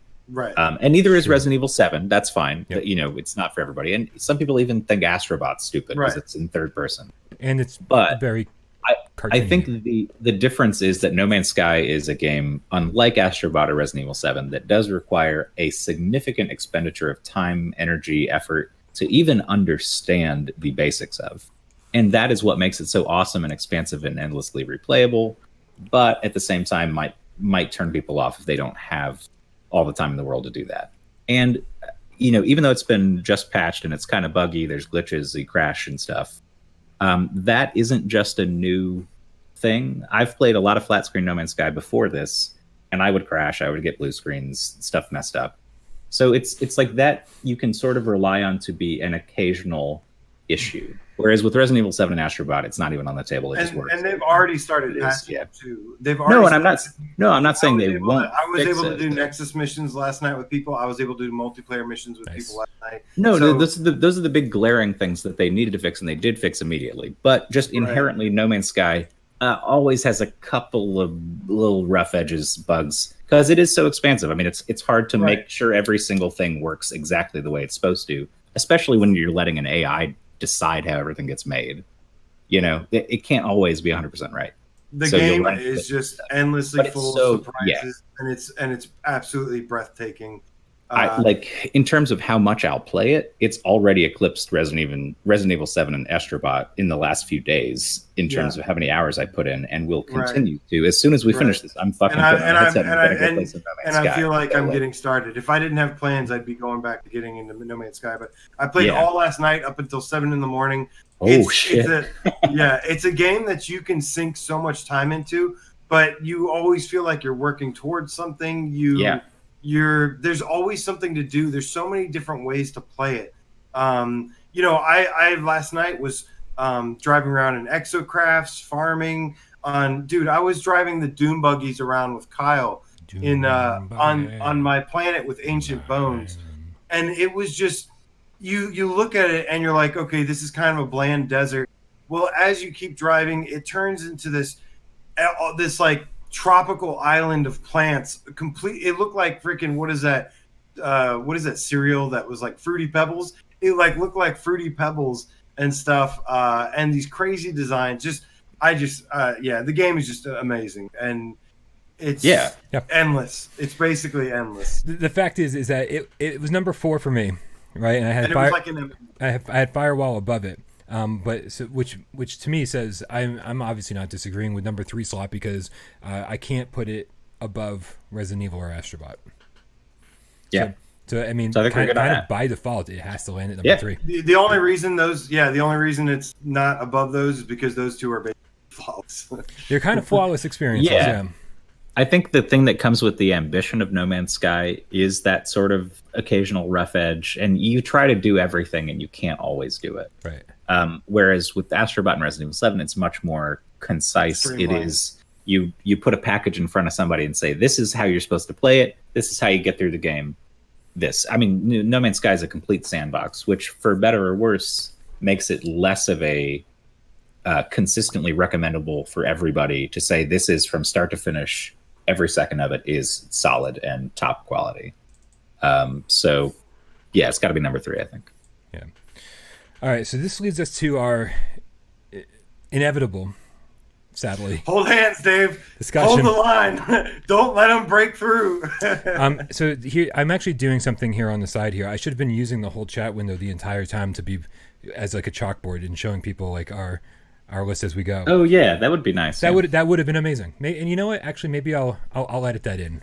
Add it in post. Yeah, I'll do it in post because I think that would be nice for everyone to see as we made decisions, which means this is going to go up way later, but whatever. So here's the thing. Resident Evil is the thing that made me buy a PlayStation 1, right? Resident Evil has such a important part in my life. Right. It wasn't that I was getting out of video games or anything. I was just sort of like back into PC gaming and playing. I hadn't bought a console since Sega Genesis, and as soon as my friend Mickey Gustafson, I saw him at the gas station, he was like, "Dude, you need to come over and see this game." And the second he showed it to me, I was like, "Oh my god, Alone in the Dark plus Maniac Mansion or whatever the fuck you want to say, plus actually being scary." Plus zombies, plus everything, and I was like, so Resident Evil is important to me, and obviously I love horror stuff, and the fact that Resident Evil 7 not only goes back to its roots, and and creates this whole return to form, but on top of it does it in first person, but on top of it actually tells like an interesting story that's all over the place as Resident Evil is, but it's still fun and enjoyable, and it sprawls and goes on for hours and hours, like 12 hours, and then the VR implementation is so perfect and so scary, and it made me stop so many times. And then on top of that, once I beat the game, I couldn't wait to go back and play it again. Nightmare difficulty, and they say, oh, you also get this Albert gun, right? And then every time you beat it, they give you something else, another reason to go back and play it again. And then then I'm on my infinite ammo run right now, and when I finish that, I got to do my time trial run so that I can unlock something else. This game has been out for forever, and I can easily put 50, 60 hours into it, no problem. And it's just a game that even when I've done everything, when I'm done getting all the rewards that the game gives me, I'm gonna keep playing it because it's just that much fun to play. That's my Resident Evil 7. That's why I would put it at 1. Very compelling. I want to hear your Astrobot number 1 speeches, please. AJ, you want to start? 2 seconds. He's writing it right now. He's writing it out. Okay, I got to write out my speech. I mean, I can go first. So Resident Evil 7 is everything you said. It's great. It's replayable. It is, one of those games that is really a full-on, real modern game that just happens to be totally available in VR. I do think that when you talk about implementation, there are some weak spots in Resident Evil 7 that Astrobot doesn't have because of Astrobot being completely designed from the ground up for virtual reality, as opposed to being sort of a port of a flat screen game. Because there are moments in Resident Evil 7 where that immersion gets broken a little bit because, like, you can tell it goes black for a second, and then, you know, it's kind of, you move up a little bit, and it's this kind of jarring where you can tell this was a cutscene, but they didn't exactly think from the beginning, how is this going to work in VR? So they sort of tried to make it work, and it's a little rough at the seams sometimes. Whereas Astrobot is a perfect VR implementation. There is no rough edge on Astrobot that I could see anywhere. And it's one of those games where, you know, Resident Evil 7 as a classic is undeniable. But when you talk about Astrobot, then you're starting to get into like Super Mario 64 or something like that, which for more people is more of a classic because it appeals to a super wide variety of gamers. Young, old, anybody, people who don't even like video games that much. There's some joy to it. And especially the way that they use VR, like, I think we talked about it the last time we talked about this on the GAMESCAST, but those scenes where like the water goes over your face or you have, you know, leaves hanging down from your head, those are VR magic moments that Resident Evil, you know, you experience all the scary, intense, awesome stuff in VR, but there isn't that level of like, this thing right here is why you're playing it in VR, because it does something that you didn't expect and really ups the ante as far as that experience goes. And I don't know. I think Astrobot probably has a wider appeal, and it's just basically perfectly made. I don't see flaws in Astrobot. Well said, Dave. I'm going to go ahead and give my two cents. The question isn't really anything about which game has the more flaws, because in my eyes, both games are absolutely perfect. What the problem is that which game to me is more perfect. And really, you know, it comes down to a couple things for me. First of all, obviously I think Astro is the winner here. And the reason is because kind of what Dave said about accessibility, I don't like the idea of putting a game at number one where some people can't play it because they're too scared and stuff, and they just can't. And, you know, to me, what makes Astrobot so special is the gameplay. You know, it's not only the experience or anything. It looks great. The music is phenomenal, but the gameplay has such a variety to it. And, you know, from throwing ninja stars to pressing it and squirting water on things to the way that it's interactive and integrated, built from the ground up, and works all together.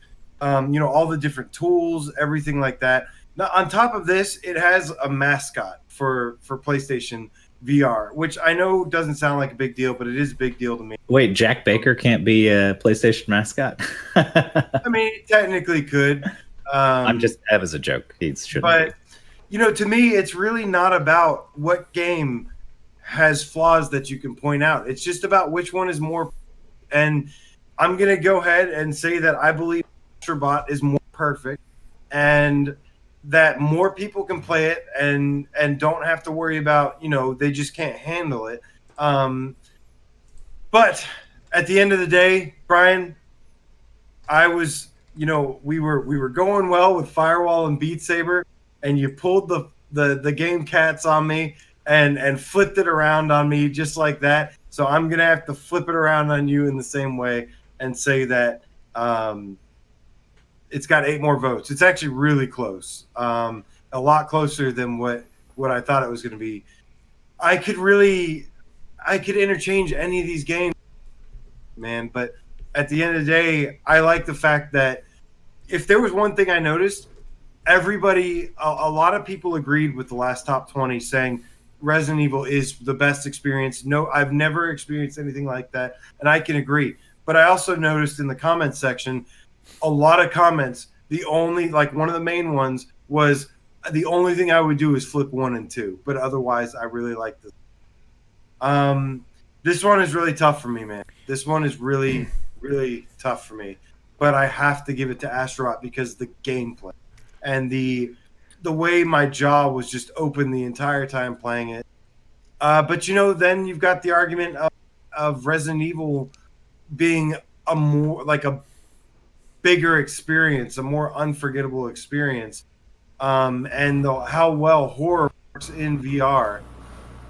So fuck, man. I don't know. Like I really, the only thing that can make me decide is GameCast, the votes of people online, and really, like I said, it's fucking hard for this one. It really is, because I can really see either one being number one. But me personally, and it seems like the majority of people, it has to be Astro. I've got a few counterpoints, because no matter how this ends up, I've been taking notes. When he said gameplay, your face shifted, and I was like, he's got something. I've got a lot of things, quite a lot of things actually. And so here's the thing, obviously we're getting so nitpicky because these are the two best games on PlayStation VR, hands down. It doesn't matter where they end up falling on the list, because they are the two best. So it kind of matters. So it does kind of matter. Yeah. It absolutely matters. But I'm saying, as far as I'm going to be happy, regardless of where they fall. That's what that was my intention, because they are so very good, and unlike anything we've ever seen before, that you need to have both of these games in your collection. A few counterpoints I need to make.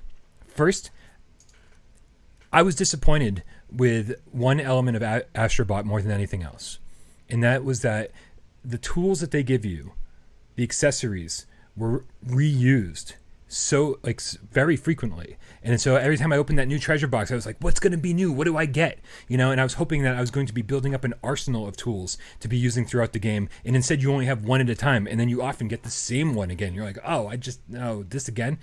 Okay, cool. And I thought that was something that was going to be throughout the course of the game, that they were going to keep introducing new mechanics, but then they were just reusing old ones. And in fact, and to think about how can I use all these different ones in different elements throughout the game is just something that didn't happen at all. Because we don't have a tool belt. You only get one at a time. I have a super quick counterpoint. I have one quick counterpoint. So in a traditional platforming game, which is exactly what Astrobot is and what it's trying to be. Okay. It's a platforming game through and through. In those games, you don't get an arsenal to choose from. Mario doesn't get to say, do I want the wings, or do I want the cat suit, or do I want a fireball, or do I want this thing? But you kind of do. No. The stage. You go through. Hold on. You Stop. hit question mark blocks, and you get different things, and you pick which one you want. Brian. Super Mario 3, you get an arsenal of them, and you choose them whenever you want. The way that Mario games are structured is that in a certain level, there is a mechanic that they want to highlight, and they encourage you and almost require you to use the power-up that is provided right before that section. Which Mario games are we talking about? Like, there's so many. I'm talking about, dude, okay, so have you ever seen a Mario game where they give you 3 wildly different power-ups right before one section and say, choose however the fuck you want to do it? That is not the design of a Mario game. That's all of Mario 3. Hold on, Dave. Okay. This is the one thing, though, is that I just think you're off. I would agree with Brian, except for one thing, is that as you progress, they are introducing new mechanics to it. Do they reuse some for certain levels? Yes. But they're also introducing new ones along the way as well. It's not, you start with the grappling, and then you get the water, and then you get the shuriken, like the throwing star. Yeah. And then you get the gun. So if it was recycling these through the whole thing, like give it to you at the beginning and then recycling them through the whole thing, I would agree. I cannot agree when they're introducing new ones and new levels and new ways to use them along. Yeah. I'm just saying, and this is probably a little bit of, I had unhealthy expectations for what I thought this game should be. Right? Yeah, I mean, it sounds like you're thinking about it as like almost an adventure game rather than a platformer, because in adventure games you get a toolbox and then you decide how to approach each situation with the toolbox that you've developed. In platforming games, you don't get a toolbox. You get a stage that's designed around a mechanic where a certain power-up is important to complete that stage, and that's how they made it And so it's just like that, because if I've got a Mario stage where you have to use the cat suit to beat it, and they give you a cat suit every time before you need a section where you do that, I can't say, oh, I'd rather use a grappling hook. That's not part of the equation. I think you're speaking very broadly about platformers. I'm thinking Mario, and I don't see where you're coming up with this whole I have infinite choice thing. Why does this have to be Astrobot versus Mario? Like, I think this is Astrobot versus platformers. It's the clearest comparison, but most platforming games do not give you a wide variety of things to use in any situation. They give you a situational thing that you must use to complete that challenge. All right. I'm looking at Mario 3 going, man, that is the definition of classic platforming. Mario 3 is not the definition of the Mario series, though. But definition, especially if you're comparing Astrobot to a Mario. If you're going to compare Astrobot to a Mario, then I mean, I'm comparing my favorite Mario game. Really? That's your favorite Mario game? Mario 3? Really? Jesus, yes. I mean, I like Super Mario 3. I gotta disagree with you on that. I like Super Mario 3. No, I'm in there, but except I think Super Mario Galaxy, Super Mario 64. Yeah, they're all great games. You know, I didn't care about Mario 3D because it tried to do something new and it was way too easy, and it was just not great. It was very underwhelming. Donkey Kong Tropical Freeze was so much better than Mario. Yeah. Again, I'm getting real nitpicky here, just to kind of prove my point, right? And so, you know, if I were to get nitpicky about Resident Evil, the problem would be number one, it doesn't have move support. Number two, Astrobot doesn't have move support. Also, no move support.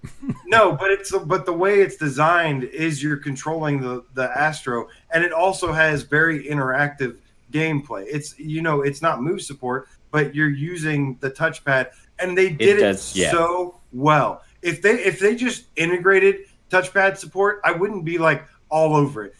It's because it was done so well that I really like it. Yeah, it's the same thing as with Static, where you say, here's a game that everybody has a DualShock 4, but these games take that and say, what can we do with this in VR to make it feel like a tactile, unique experience that you wouldn't get in just like a press the buttons kind of game. Which brings me to my next counterpoint. Okay, let's go. My next counterpoint was that Dave was saying there are moments in Astrobot that are uniquely VR, that are made so much better because of VR, right? You're saying there are these moments that that wouldn't be possible without the way they implemented it in VR, right?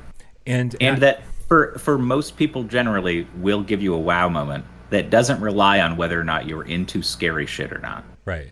And now there are these moments in Astrobot, but there is I played Resident Evil 7 in flat screen mode during my first playthrough, just for like 5 minutes to see the difference, and I was like, oh wow, I don't even think I like this game in non-VR mode, right? And so instead of these moments, it gives me an entire immersive experience where it gave me something that flat screen games can't scare me anymore at all, and this had me petrified pretty much from beginning to end. So it was doing something. Well, I mean, Mario Odyssey can't wow me in the same way Astrobot can, as a corollary to that. So it's like most games that aren't in VR aren't going to wow you the same way. Sure, but comparing Astrobot to Resident Evil 7, I'm saying I was wowed by the impact it had on me the entire time. You're saying some people can't even play it, and I think that's a positive instead of a negative. The fact that it's so immersive and so scary that people are too scared to play it, that is insane to me. I was like, that makes it more incredible to me. That makes it so far above everything else that it's that scary, that VR made it that much crazier that people can't play it. Holy shit, dude, somebody can't play a game because it's too scary. We just blew it out of the park. Like that makes Resident Evil 7 in my book the greatest thing ever made. I'd like to agree with you. There was people that couldn't play FNAF because it was too scary. So, but fewer people, I think. It's as much as I love your point and like want to agree with you, it's just like there's people that can't play Farpoint because it's too scary. That's not necessarily a good thing. I think it's a great thing. I want people to be able to play, every game. I want people to play everything too, but this just proves that not suffer mental health, what it's like to me is like if we were doing a list of the best hot sauces or something. Yeah. And I said the best hot sauce is the hottest fucking thing imaginable because it'll burn your face off, and you can't handle it. You can't handle it. Get out of the kitchen. And that's kind of what we're saying here with Resident Evil 7. It's such an intense experience that some people can't even enjoy it at all. That's not necessarily a top one, like number one kind of game thing. In that instance, in that analogy, I would put something that's got some kick to it, but has a good flavor profile, maybe some sweetness. You know, I agree with it's Dave. an analogy. Yeah. I agree with Dave. You know, a big difference here for me as well is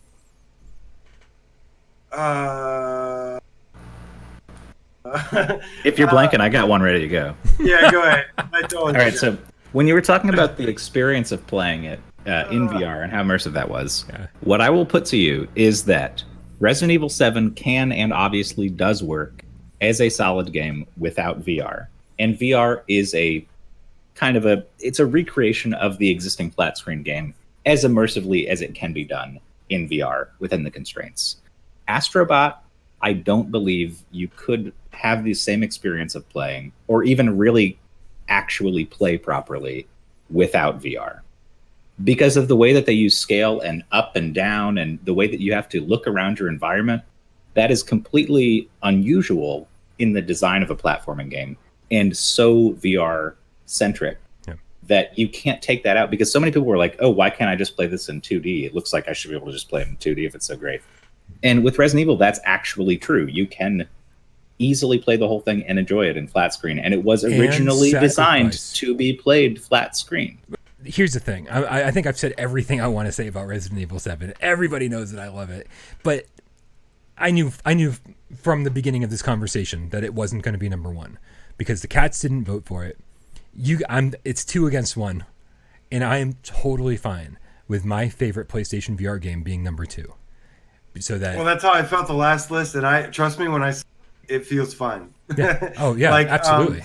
You know, I just wanted to say my piece, man. I just had to say it. I know. And to be honest with you, I can't really decide which one I would want to put, even though, I really can't decide. But I want to lean on the cats. I want to lean on all the community feedback. I want to lean on the fact that this is the highest rated VR game of all time, and I want to lean on the comments as we were doing the list originally, and we were talking about Astro, and everybody in the comments live saying, Astro is number one. Astro is number one.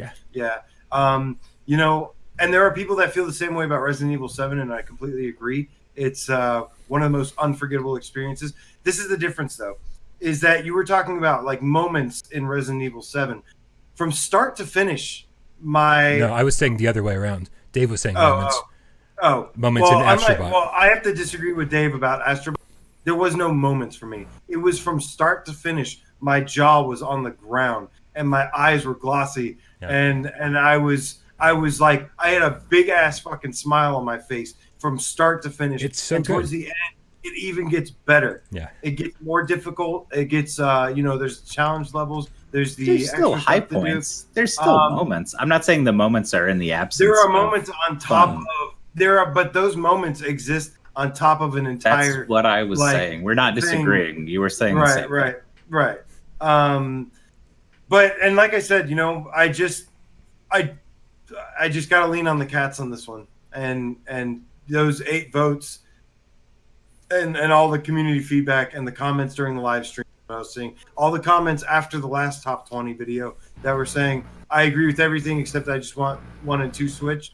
I'm going to be representing those people, and I am curious to see the reaction here. But I think trust me, if the cats had my back on this and voted for Resident Evil 7 and it was 2 against 1, I would have fought you guys to the death.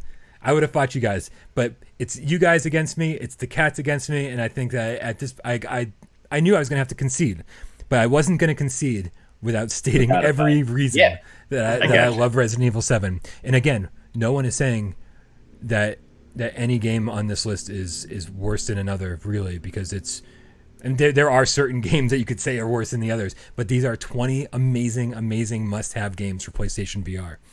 I think this is an unbelievable list. Yeah, I think we've got essentially 19 absolute must-haves, and then we've got Immortal Legacy as well. I think we have about at least 15 must-haves, and then I think there's like 5 just a really awesome games. Yeah. I think I'm with you. I think the back 5, maybe the back 6. Yeah, I think the back 6 are if this kind of game appeals to you, you should absolutely buy it. Right. But there are definitely 14 games on this list that you need to have no matter what. So, wow. So all right, guys, holy shit! What was that? 4 hours almost. This was. I've got the time. Almost going 4 right hours. Yeah. Yeah. 3 hours 45. I got 3 hours 20, and it'll be chopped down a little bit for editing purposes. Gotcha. But this is just so everyone's aware. This was the initial plan. This was the initial conversation we were supposed to have on GamesCast Live. We kind of bent to too many suggestions. They still helped us vote too. Yeah, exactly. They decided the number 1. Yeah. They decided a critical point like Firewall and Beat Saber. They decided a couple other games that they decided, like, they really helped push Wipeout. They helped push No Man's Sky. Yep. They had a lot to do. You guys watching this right now that we love so dearly had a lot to do with this list. All the way to the end, you fucking brave souls who sat through 3.5 hours of us talking about this. Yeah, we should have just done this live, honestly, just so everyone could have participated. Well, and I think this is the formula that works, man. I think this is the formula that works for this, and I think this is honestly, if you watch, I rewatched just part of like that the Gamescast, and I was like, we started like this. It just got out of hand. This was the plan. This was the plan. Like, it just all of a sudden, just so many suggestions. Well, the suggestions were so good, and it sounded like there was a way to give the cats more input. Right. And when the second I said, "Oh, they can have more impact on the voting process," that's when I said, "Well, maybe my plan for this isn't the best plan." And man, we should have just stuck with it and done this the entire time. But I am super hyped that we have an awesome top 20 list, and that the cats learn. Can you do the honors of reading the top 20? The full list. Starting from 20 and working our way down? Yep. Absolutely. Looks like number... Oh, Jesus. Everyone's going to fucking die. Right. Oh, poor Kev. He's going to... Right, okay, here we go. Starting from number 20, Immortal Legacy. 19 is Catch and Release. 18 is Everybody's Golf. 17 is Sirento. Number 16 is Trover Saves the Universe. 15 is Five Nights at Freddy's VR Help Wanted. Number 14 is Borderlands 2 VR. 13, Farpoint. 12, Skyrim. 11, Moss. 10, Persistence. 9, Wipeout Omega. 8, Rush of Blood. 7, Superhot. 6, Blood and Truth. 5, Firewall 0 Hour. 4, Beat Saber. 3, No Man's Sky. And I think we're still debating 2 and 1. Is that right? No, we're not. Get that. number 2 is Resident Evil 7, and number 1 is Astrobot Rescue Mission. Congratulations to everyone who won. Added in some confetti and explosions in there. Ooh, there's fireworks in the corner. Everybody can cheer on their own. Man. I think list. Astrobot versus Resident Evil 7 is going to go down as a battle for till the end of time. You know what I loved about reading that list back? I loved that with every single title that I read off, I remembered a 20-minute discussion about every single one and why it had that place. Like we did not let any of these games slide. We never gave any of these games just a slot on the list just because. We talked about every single one and why it deserved to be where it is. Yeah. I'm very proud of this process. Yeah, we did a good job, I think. Excellent. All right, you guys, I know we all have plans for the day, so thank you very, very much for hanging out and spending another 3.5 hours getting this done. Hold on, you cut off a little bit. Say that again. I cut off for you, but I didn't cut off for the stream. Oh, my bad. And thank everybody for hanging out and watching us do this, basically yet again. But this is the formula moving forward. This is how we're going to do it. August, September, October, November, in November. This is going to be every 3 months. Look forward to doing this, and of course, we'll be doing this live next time. And also, again, thank you very, very much to all the cats that voted, because you guys helped obviously more than you even realized during the first Gamescast. Yeah, not every vote you guys put in, ended up being the deciding factor, but in some All the cases it important was ones. incredibly important, Exactly. massively important. So Yeah. thank you guys for participating on the Discord. Absolutely. Right on. Thank you. All right, you guys, make sure you join the Discord so you can be part of the next conversation and be part of the everyday conversation that we have over on Discord. The link is in the description. Make sure you subscribe to Without Parole if you don't already. Make sure you subscribe to Dave over at Dave Station VR. One of these days he'll post something. Maybe today. Maybe today. I'll play some No Man's Sky today. Make sure you subscribe to AJ over at gonna show PSVR up Underground and look out for his lists, his tips, his walkthroughs on this channel. Make sure you hit us up on patreon.com/withoutparolegames if you like what you see, man, because we run 100%, 80% on Patreon support. Thank you all very, very much. We love you all.